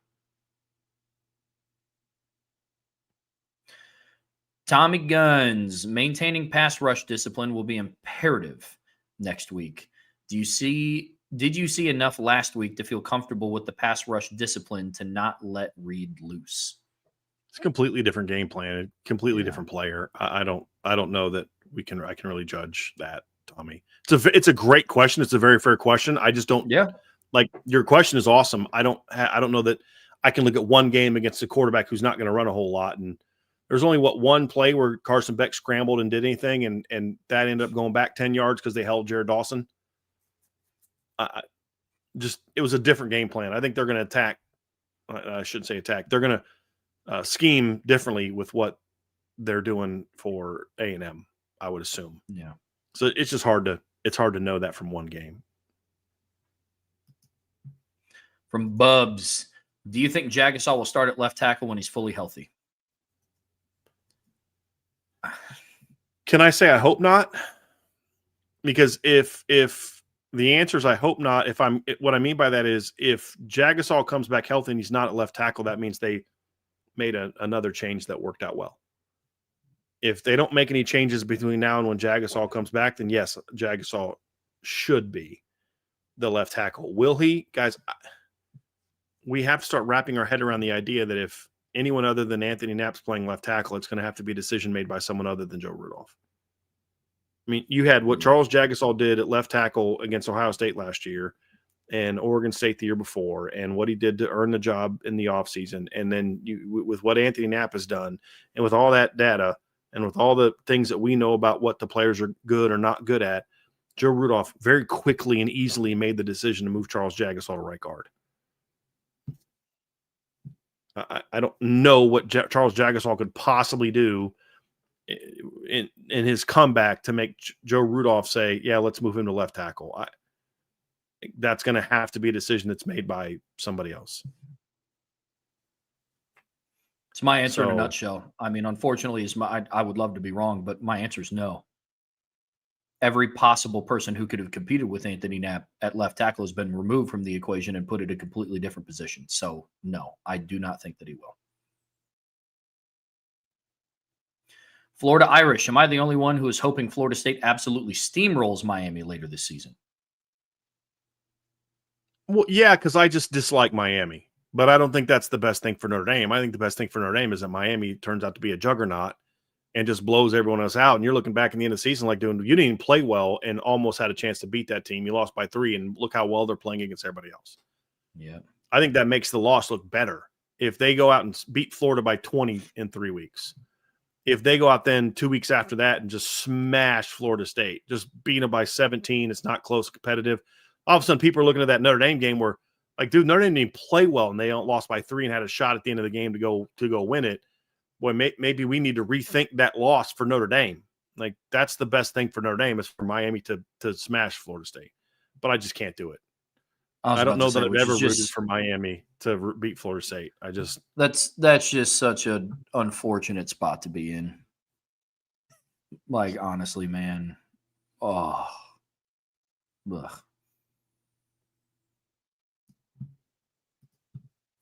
From Pasquale, Styles Prescott was in the game the last 3 drives. I know Knapp was labeled as injured due to cramps. Any chance the coaches put him in due to obvious passing downs, and they know Knapp can't cut it? No, I mean, you could see on the last play of Anthony Knapp's game against Miami, you could see it's the play he gets launched into the quarterback. You can see after he stands up, his legs lock up. You could see it. I mean, like on the all 22, Trev, do you remember looking at that? You can see he gets up and he takes a step and his legs just like that. I mean, you guys, well, I won't bring that up. But when you just have a bad cramp hit you, I mean, you just tighten up. It's like, and that you could see it happen to him. And it's going to, if you're already dehydrated enough to where you're having a cramp, you're not getting that fixed in a series. I could be wrong, but I genuinely believe that Anthony Knapp came out because cramps. I don't think he was faking it on that particular play. So, I don't think so. Yeah. Now, maybe they would have made that decision anyway. I don't know the answer to that, but I'm just saying, like, I don't think that was the case. Another one from Tommy Guns. Do you see advancement in the RPO game, as in routes other than the quick screens? I hope so. Tommy. I don't know whether they will or won't, but I hope so. Me too. It goes to their willingness of attacking the middle of the field. Hopefully we see some like RPO, like little quick slants, things like that, ideally, but who knows? I hope so.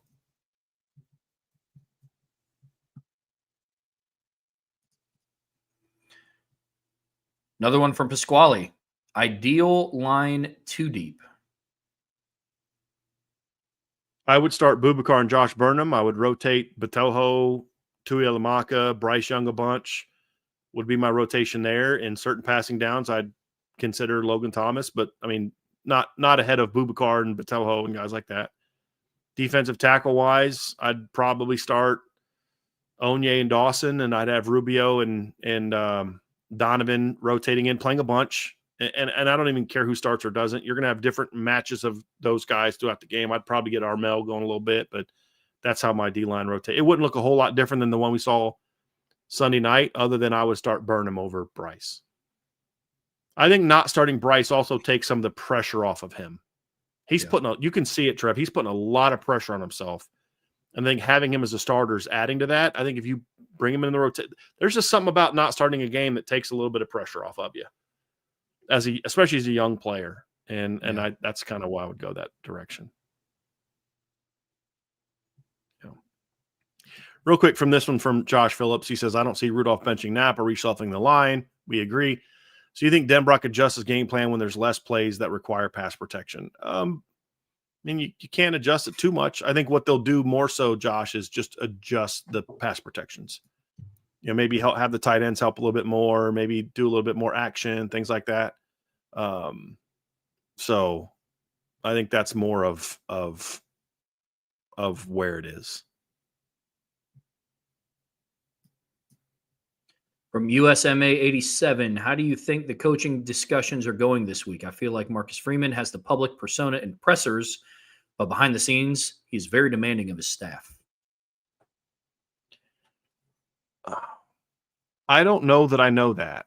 And I don't know that I don't know that, because we've had some issues in the past that took a while to get fixed. Chancey Stuckey, obviously Joe Rudolph. I hope he is. I don't know that he is. I think that's still part of his evolution as a coach. And I don't know that he isn't. I mean, that's generally something that I can't tell you. We don't have any experience with that. So USMA, I'm having a tough time answering this one. I hope that you are correct. How do you think the coaching discussion going to go this week? I'm a believer that coaches don't rip other coaches. I'm a grown up, you're a grown up, talk to me like a man. And I think those conversations can be, hey man, look, this is what we're going to do. This isn't good enough. Fix it. Or, I'm going to have someone else fix it. Like that, hey, you know what? You talk to me like a man. If I don't do my job, you're going to find somebody else. But you need to know, this isn't acceptable. Going in there and butt chewing, because then when you kind of do that, maybe this is just me. But when a coach, it didn't happen often, but when a coach really yell at me for something, that didn't work for me. Hey man, I'm a grown man. I don't know who you think you're talking to. I'm not some player. I'm a grown up. You know what I mean? And your ego gets in the way. I'm not saying that was the right attitude to have. It should have been hey man, listen to what he's saying, not how he's saying it. That should have been my answer. I would imagine though, if I was Joe Rudolph's age or Chris Ash's age, I'd be even less thrilled about a coach coming in there and screaming at me hey man, I think coaches should be treated like professionals, but that doesn't mean you don't have stern talking tos. Do I need to yell at you to get it over across to you that, bro, if this can't continue or I'm going to find someone who can do the job? It's a grown up way of talking to me.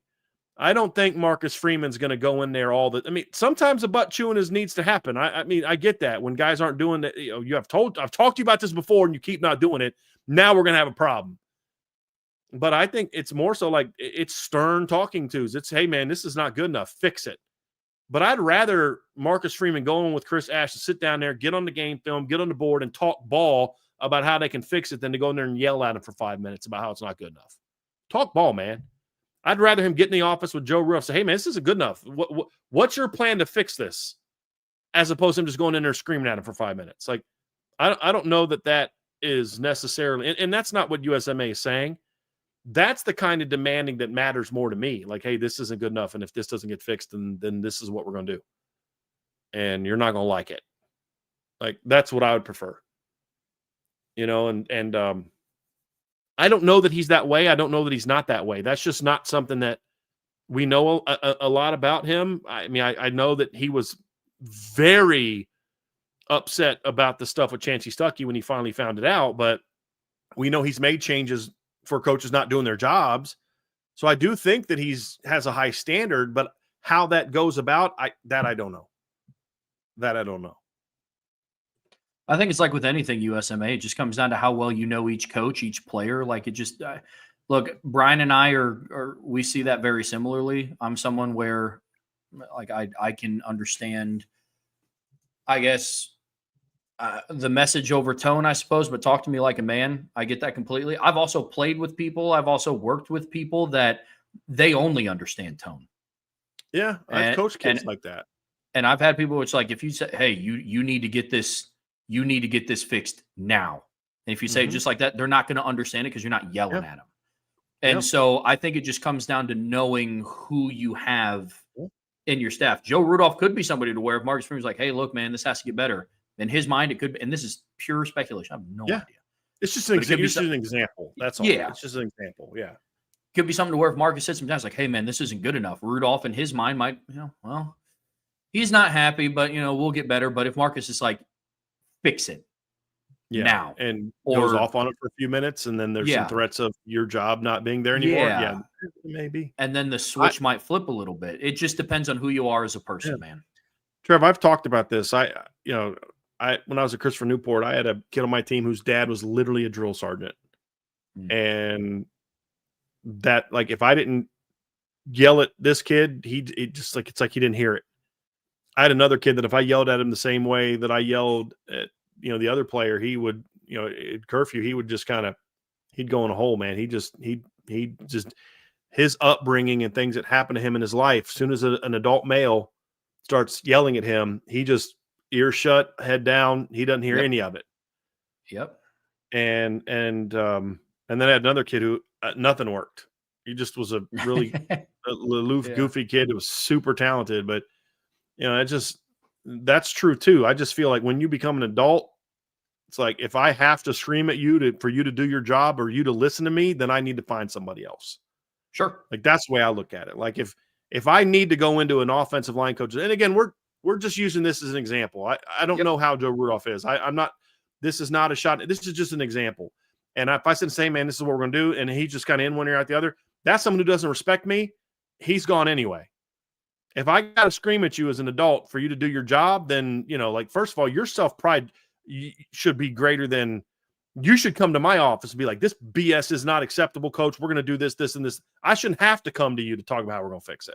I want you as mad about it as I do. But you know what? That's life. Sometimes you're like, hey, maybe the coach thought it was a good job, and I'm going to say nothing. You know what I mean? But you don't want coaches like that. Hey, look, I tell you to do a job, you got to take pride and get that job done. And if you don't get it done, then I'm going to go find somebody else. I'm not going to, if I got to come in there and scream at you for you to take what I say seriously, then I'm going to go find a grown-up to coach this position. I don't think Joe Rudolph is that way. I've never heard anything that Joe Rudolph is someone who needs that. As Trev said, we're just using that as for instance, a complete hypothetical, and we're just using real names to prove it. So, yeah. Another one from Pasquale. How would you rank the performance of the D-line edge players last week? I would rank 1 Bubakar, 2 Dawson, 3 Burnham, 4 Rubio, 5 Onye, 6 Heinisch, 7 Bryce, 8 Junior. And then as a follow-up, would you start Rubio and Dawson? No, I'd still, because I don't know that Rubio's like a 45, 50 snap guy. And so, and who you start is rarely who plays together as the game goes on. The only thing that I would change about this is I'd probably flip. I think Dawson just snap after snap after snap was their best off defensive lineman. I think Bubakar was their second. He had a very good game. But I think Dawson just snap after snap was probably their best lineman. I'm not, Pasquale, I'm not going to be like, dude, you're nuts. I can't believe you don't have Dawson number 1. I think you could argue either one of those. I'm with you on 3, 4. I'm with you on 5. I don't know that Junior had a whole lot of shots to do anything in the game. So that's, I'd probably put Bryce ahead of Heinisch. I think Bryce had a few more flashy plays. He also had more mistakes, so that balances it.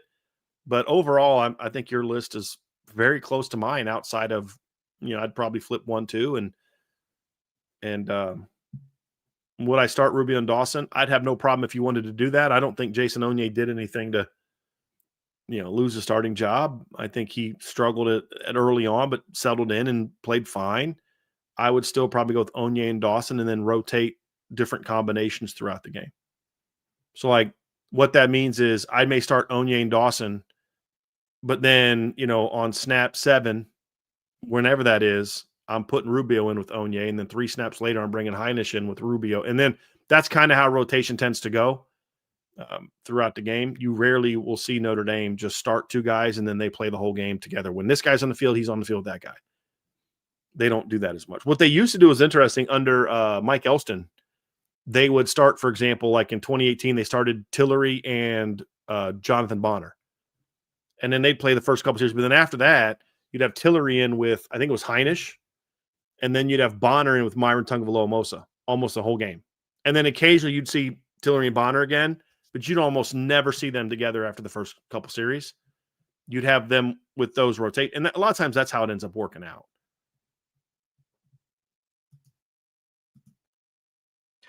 From Go Irish 1988, how could Marcus Freeman and the rest of the staff and players have all this time to prepare for Miami and not be ready? It makes no sense.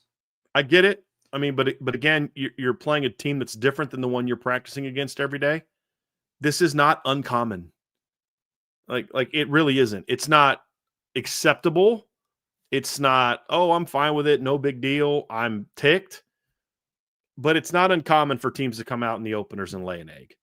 It just usually tends to get exposed when you, like, if Notre Dame would have played, trying to think of a team. Let me look at the schedule again from last week. If Notre Dame would have played Miami of Ohio in the opener, like Wisconsin did, we are having a very different conversation right now, because the things that you got that Miami was able to expose, I don't know that Miami of Ohio would have been able to. And you probably win 41-10 or something like that, right? Like, that's probably what happens. And we're all feeling good about ourselves. So it's the fact that, you did play a really good opponent, that some of those early season kinks that you get to work out, most teams work them out. Like, if Bama would have started the season with Southern Miss instead of Florida State, the conversation in Tuscaloosa is way different right now. It's just, that's football. I mean, and that's the reality. So this is not totally uncommon. That's why NFL teams have preseason games, because there's things you're still trying to learn about your football team that sometimes don't get exposed when you're playing against yourself in practice. Well, and the other misconception too, and I'm not saying that you're saying this. I've seen this a lot on Twitter. I've had people ask me this too. All of fall camp is not just preparing for your first opponent. Like, Notre Dame didn't start doing Miami prep on July 31st. It's not how that goes. It's the bulk of camp is, you're fine tuning and you're continuing to implement new schemes, new plays. You're working out who your starting lineup is. And then towards the tail end of fall camp, like we saw, then you get into Miami week. So a little bit longer to prepare for Miami than say what they're going to have to prepare for against Purdue. But they didn't start preparing for Miami the day fall camp started. Yep. From Wayne Miller, Marcus Freeman wants to be an O-line and D-line driven team. Are both of those units the worst group on their respective sides of the ball? Based on the Miami game, the O-line is, the D-line was not. The D-line was not the worst. The linebackers played probably as less effective as anybody, and I don't think the safeties were any better. I would actually argue the safeties were probably their least effective group. You had the mistakes by Luke Talich. You had mistakes by Don Schuler. You had some missed tackles. Like, I don't think the safeties played very well. I don't think the D-line was the worst unit on that side of the ball against Miami. Over the course of the season, who knows? But here's the bigger point. Notre Dame is now going into year 4 of Marcus Freeman's tenure, and they've yet to have a great offensive line or anything close to a great offensive line. That's something that's going to require some soul searching if that doesn't change quickly this season.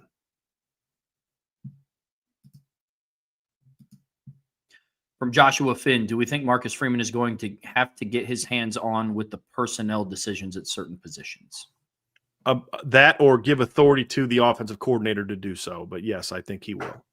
Yep. And I also think even more so, he needs to get hands-on with the defensive philosophy. That's even like that might even be more important to me than the offensive line personnel decisions at this point in time. Yeah.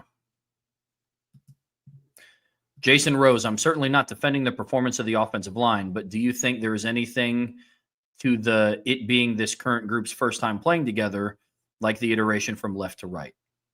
You kind of are, Jason. I mean, you kind of are.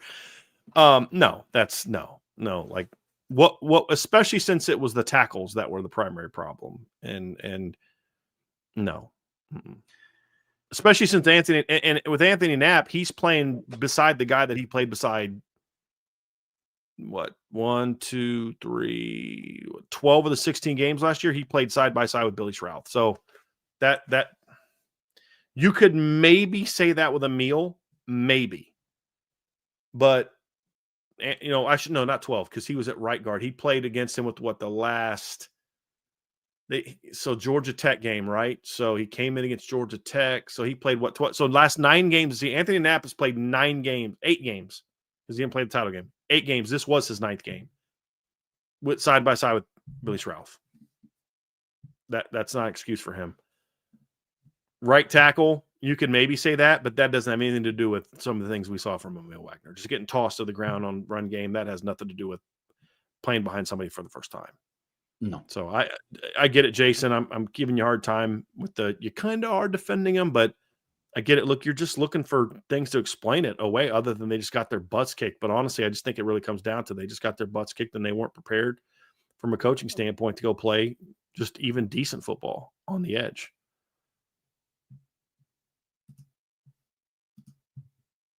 Super chat from Fighting Mike 87. Thank you for the super chat. There may not have been, ideal situations for it, but were you surprised we didn't see any special team wrinkles from Biaggi against Miami? No, I don't think there was any. I don't think there was any time where that was appropriate. I don't know that there was any punts that would have warranted fakes. I don't know if there was any kick returns that. I mean, they didn't even return it. They returned what? One kick return? Not one, right? Only one kick return. Jadarian brought one out and got pinned. Yep. I don't know that there's any other times where I would have said that. So no, I'm not surprised by it. I thought they needed to do their job, and I think for the most part, there was like one punt return. They gave up some decent yardage, but other than that, I thought their overall special teams played good football, good sound football. Yep. I mean, first punt of the game. I mean, first time your special teams is really on the field to do anything, your punter pins them at the 5-yard line. That's pretty good work. Pretty good work. Yeah. Super chat from Connor Grant. Thank you, Connor. How do you think Rudolph thinks about Knapp's performance? Just growing pains or an off day? Or maybe he thinks he chose the wrong guy? I'm pretty sure he doesn't do that. Look, I don't know how true this is, but I had somebody reach out to me and I'll just say this, that if what I was told is true, Anthony Knapp's grade from the offensive line coach would not match what anyone else on this show or in this chat would have graded Anthony Knapp out on Sunday night, and it's not a good thing. And that's about all I can say on that. So I don't think Joe Rudolph thinks that Anthony Knapp played poorly. I think he thinks probably that he wasn't prepared well from a hydration standpoint. We all saw that. I don't know that he thinks Emil Wagner played terrible football. I just don't know. I'm floored when I was told what I was told. I was floored. I was like, God, I hope this isn't true. So I'm even hesitant to even bring it up because God, pray that's not true. It's from a pretty good source, but I hope it's not true. I think if any changes are made, I'll say it again, if any changes are made, I think they'll be at the behest of the head coach or the offensive coordinator, not the offensive line coach, until proven otherwise. I definitely don't think he thinks he chose the wrong guy. Sad truth. Another one from Pasquale. The Marcus Freeman post-game press conference sounded very BK-esque, a lot of coach speak. Not used to hearing that from him. Thoughts? That's because we're not really used to him losing a whole lot. I mean, that's part of the problem, too. I mean, I was bothered by his comments after the game. I'm not going to lie to you. But at the same time, I also know who he is, and I know that Marcus Freeman is not someone who likes to throw his players and coaches under the bus. It's not the first time we've taken umbrage with something he said after a press conference when we didn't think the team played well.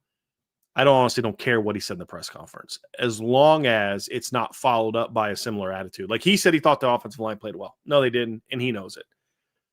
At least, I hope he knows it. But let's just say hypothetically he was focused on other things and he thinks the offensive line played fine, whatever. He goes back and watches the film. He better not think that now. Or even if he knew, hey, I know the offensive line didn't play well, but I'm not trying to throw my players into the bus. So I'll say this publicly, and then behind closed doors, we're going to have a come to Jesus conversation with the O-line coach and the offensive line. That's fine. I don't need you to, like, and I would say it wasn't very BK-esque, because a BK-esque press conference is blaming other people for why your team lost the game. And Marcus Freeman doesn't do that. And so it was not one of his better press conferences. I think he was just as shocked as some of us were that his team played the way it did, to be honest with you. But honestly, I don't care. I know who he is. We've now learned enough about him in 4 years to know he's going to say all the right things to defend his people post-game, and then hopefully deals with it after the fact. Yeah.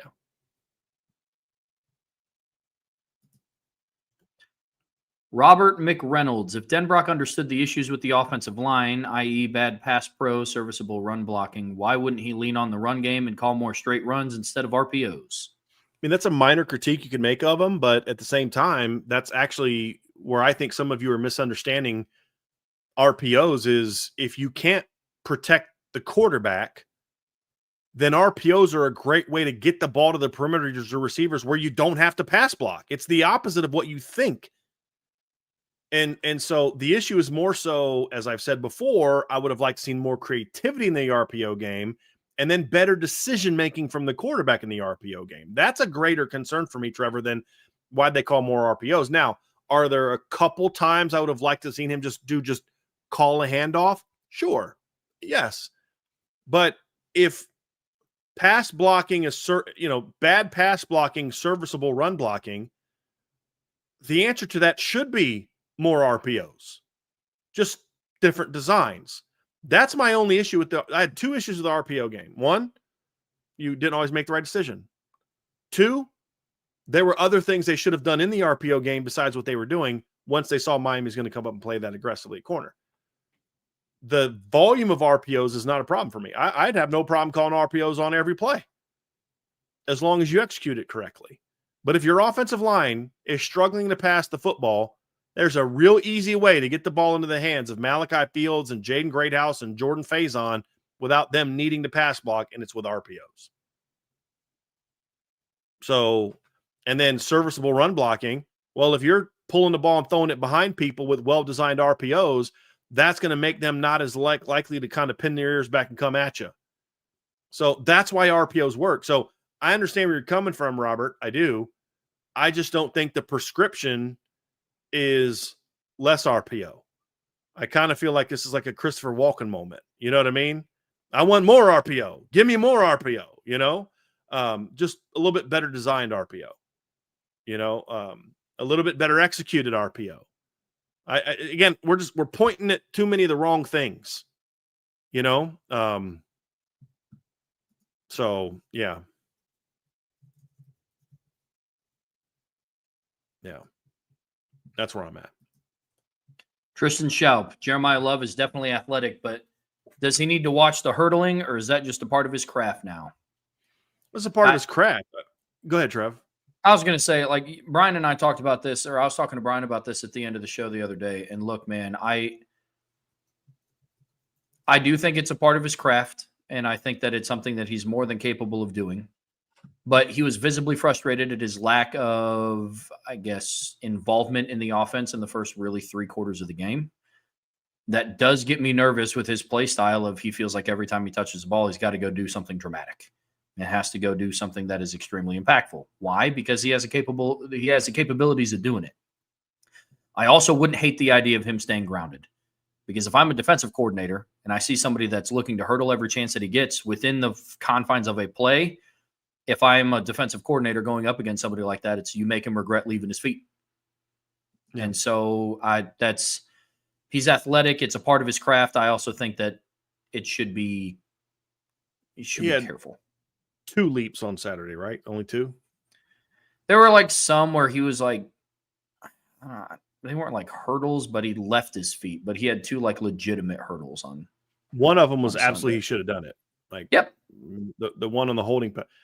The only there was a hurdle he did against Miami that I was like, yeah, that ain't it. But for the most part, he's pretty good about knowing when to do it and when not to do it. Trev's point is correct. You don't want to do it when you're frustrated. You want to do it when it's appropriate. And he's so quick doing it. Like, Yep. The one he had on the play where the holding was called, I mean, that literally looked like he was running the 110 hurdles. I mean, he just running and then just right over that guy. It wasn't like timed he's just such a quick leaper. It's a part of his game. And are there going to be times that you're like, yeah, I probably shouldn't leap there? Sure. But I think for the most part, he knows when to do it and when not to do it. But like any football player, Peyton Manning knows where to throw the football and where not to throw the football. He's one of the smartest quarterbacks ever played, but he still threw interceptions even late in his career. Well, just because you know what to do doesn't mean you always make the right decision. Yeah. But it's funny when, and I'm not saying this about you, Tristan, because I think your question is fair, but there's people that are getting real mad about his hurdles. And I'm like, this is like the scene from Major League 2 when Notre Dame's winning and Jeremiah's hurling. People's like, what a phenomenal athlete in the play. And then they lose. And it's like, he's got to stop leaping. It's like, that's kind of how it is. Like they lost. So people are mad about him hurdling. If they would have come back and won that game, we'd be watching the play he hurdled that Miami guy in the holding play over and over and over again on Twitter. Because they'd won. And it's like, he's so special. But they lose the game. It's like, stop with the freaking hurdling. Like, that's how some people are. Tristan's question is more, I think that's a more rational, like, okay, yeah, it's a fair question. But it is kind of funny how that works. Parkman doing the shimmy that all the women in Cleveland love. He gets traded to the White Sox. Doing the shimmy that all the women in Cleveland hate. It's like, yeah, okay.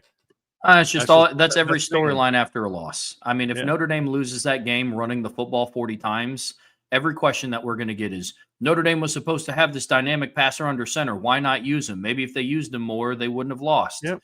They lose in the fashion passing the football. And every question is, I understand the offensive line was bad, but how do you not involve the 2 best running backs in college football? And it will always be that. Correct. 100% correct. Joseph Barrett, in your opinion, is Miami a playoff team? I don't know that I feel that about anybody just yet, but Miami showed me some things that makes me think that they have a shot to be a playoff team this year. And I thought I had Clemson and Miami in the ACC type championship. I thought I did. No, you had SMU, I think. Did I have SMU? Okay, Miami third, but yes, they're a team that has a shot to be. When we did our Miami preview, we definitely talked about them having a shot to play for the ACC championship. Nothing they did on Sunday night makes me think that they're not going to have that shot. Mm-hmm. So yes, I think Miami will be a contender for the ACC playoff. I don't think like they're coming out of this game with a win, but there's some things they got to fix too, like a lot of teams do in week 1. And the teams that make the corrections and develop the best of the teams are going to win the most. But there's certainly 10-2 with a win over Notre Dame is most likely going to mean Miami's a playoff team. If Miami was 10-2 last year and instead of beating Florida in the opener, they beat Notre Dame on the road or at home, they're probably a playoff team last year. So it helps them a bunch. Agreed. Blake Ham, as the weeks go on, should we limit the touches CJ Carr gets on quarterback draws and QB power, or is that just part of Mike Denbrock's Notre Dame offense? Yes, on both. The second one needs to be adjusted. He needs to carry the ball a lot less on those type of plays. It's good to use them, and I think CJ showed he's athletic enough to you can surprise a team and pop a 15-yard run, but I don't want to see him with 5-6 design calls a game. Yeah. Another one from Blake. Is it possible that the heavy zone coverage from Ash was due to lack of faith in man coverage against the team that was dominant in the pass game last year? That again, so you're going away from what you do. Let's just say hypothetically, Blake, this is true. You're going away from what you do best to try to attack what another team does best. That like if that is what he did, and you could be right. That's as good of an explanation as any explanation I've heard for why they went away from what's worked so well. But that would be a very poor coaching decision, because we're worried about them doing this, so let's not do what we're best at. And if you're going to do that, then bring some zone fires where you're confusing the quarterback and bringing a guy off the edge, but dropping a defensive end underneath something. Like, that'd have been an interesting thing when they're going to run those pivot routes. So, like, hey, let's have the corners aggressively play the cross, but let's do some zone fires where we drop our ends into the flats to where if they run the pivot outside, they're running into our ends.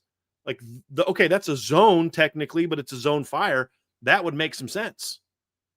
But that's not what they did. So even in that case, I think the things they did coverage-wise didn't make a lot of sense. Like they went man when they went bunch. That's when you should have gone zone. And then vice versa. So there just was a lot of really puzzling stuff in that regard. This is the last one for today, Trev. Robert Bishop, do you think after this week we will have a good idea of Texas A&M's different defensive schemes, or will they have a bunch of stuff set aside for Notre Dame? So they'll definitely have some stuff set aside for Notre Dame, like, because that's what you do for every game. You don't just repeat the same game plans every week. You always tailor your game plans to fit the team that you're going to play. Texas A&M will defend. They're playing somebody not good this week. Who do they play this week, Trev? Hold on, let me look it up here real quick. It's not a very tough opponent. Give me a second here. Let's go SEC. A&M plays Utah State. They're a 32.5-point favorite. They will defend Utah State differently than they defended who they played in the opener, UTSA. But it's not going to be like, okay, now we know exactly what they're going to do against Notre Dame. But you know what their defensive structure is. You know who they are. You know what they believe. And you kind of have an idea of the things that you think they're going to do against you. They're not going to come out and show like, 4-3 cover 4 all game, and then against you they're going to go 3-3-5 stack play single high all game. Like, they're not going to change who they are for you. They're always going to adjust, and that's true all the time. And Ohio State's going to do certain things against Notre Dame that they hadn't shown in the playoffs yet, because they were facing a team that in Notre Dame that's unique from those other teams, and vice versa with other, with them against them. So I think those things all factor into it. But you'll have a sense of who A&M is, and you're going to have a sense of who their personnel is, regardless of the scheme. And then you say, okay, this is who they are. This is what we think they're going to do. What can they do to give us problems? And you be prepared for it. Same page. Well, listen, folks, that's going to do it for us here today on the Irish Breakdown podcast. Now, in about 30 minutes, IB Nation Sports Beat is going live. There's going to be a recruiting update. Brian, is that you giving that on Sports Beat? Not an update. We're just going to kind of talk recruiting a little bit, kind of set the stage. So I'll be on there to do that within the night, starting at 5:05. Okay, good deal. Well, make sure you hop on over and listen to Brian and Sean Stiers talk some Notre Dame football recruiting. And then they also have, I believe, an interview with Leah Macy, one of the newer members of Notre Dame's women's basketball team. So make sure you hop on over, check them out. Brian and I will be back on Tuesday of next week to start breaking down our preview of the Texas A&M Aggies, Notre Dame's second opponent of the season. We might do a show on Monday. We might do one on Monday. I'll let you guys know, but we might do one on Monday since we don't have video to break down. We'll see. So kind of see how we're feeling on the weekend. All the more reason to have that notification bell hit and to be subscribed to this channel. On your guys' way out of here, make sure that you hit that like button. We'd greatly appreciate it. Whatever streaming platform you listen to us on, we greatly appreciate a 5-star review. But the best way to support what we do here is subscribe to the premium message boards at boards.irishbreakdown.com. So until next week, maybe Monday or Tuesday, for sure Tuesday, but maybe Monday. That's Brian. I'm Trevor. We'll see you back here very soon on the Irish Breakdown podcast.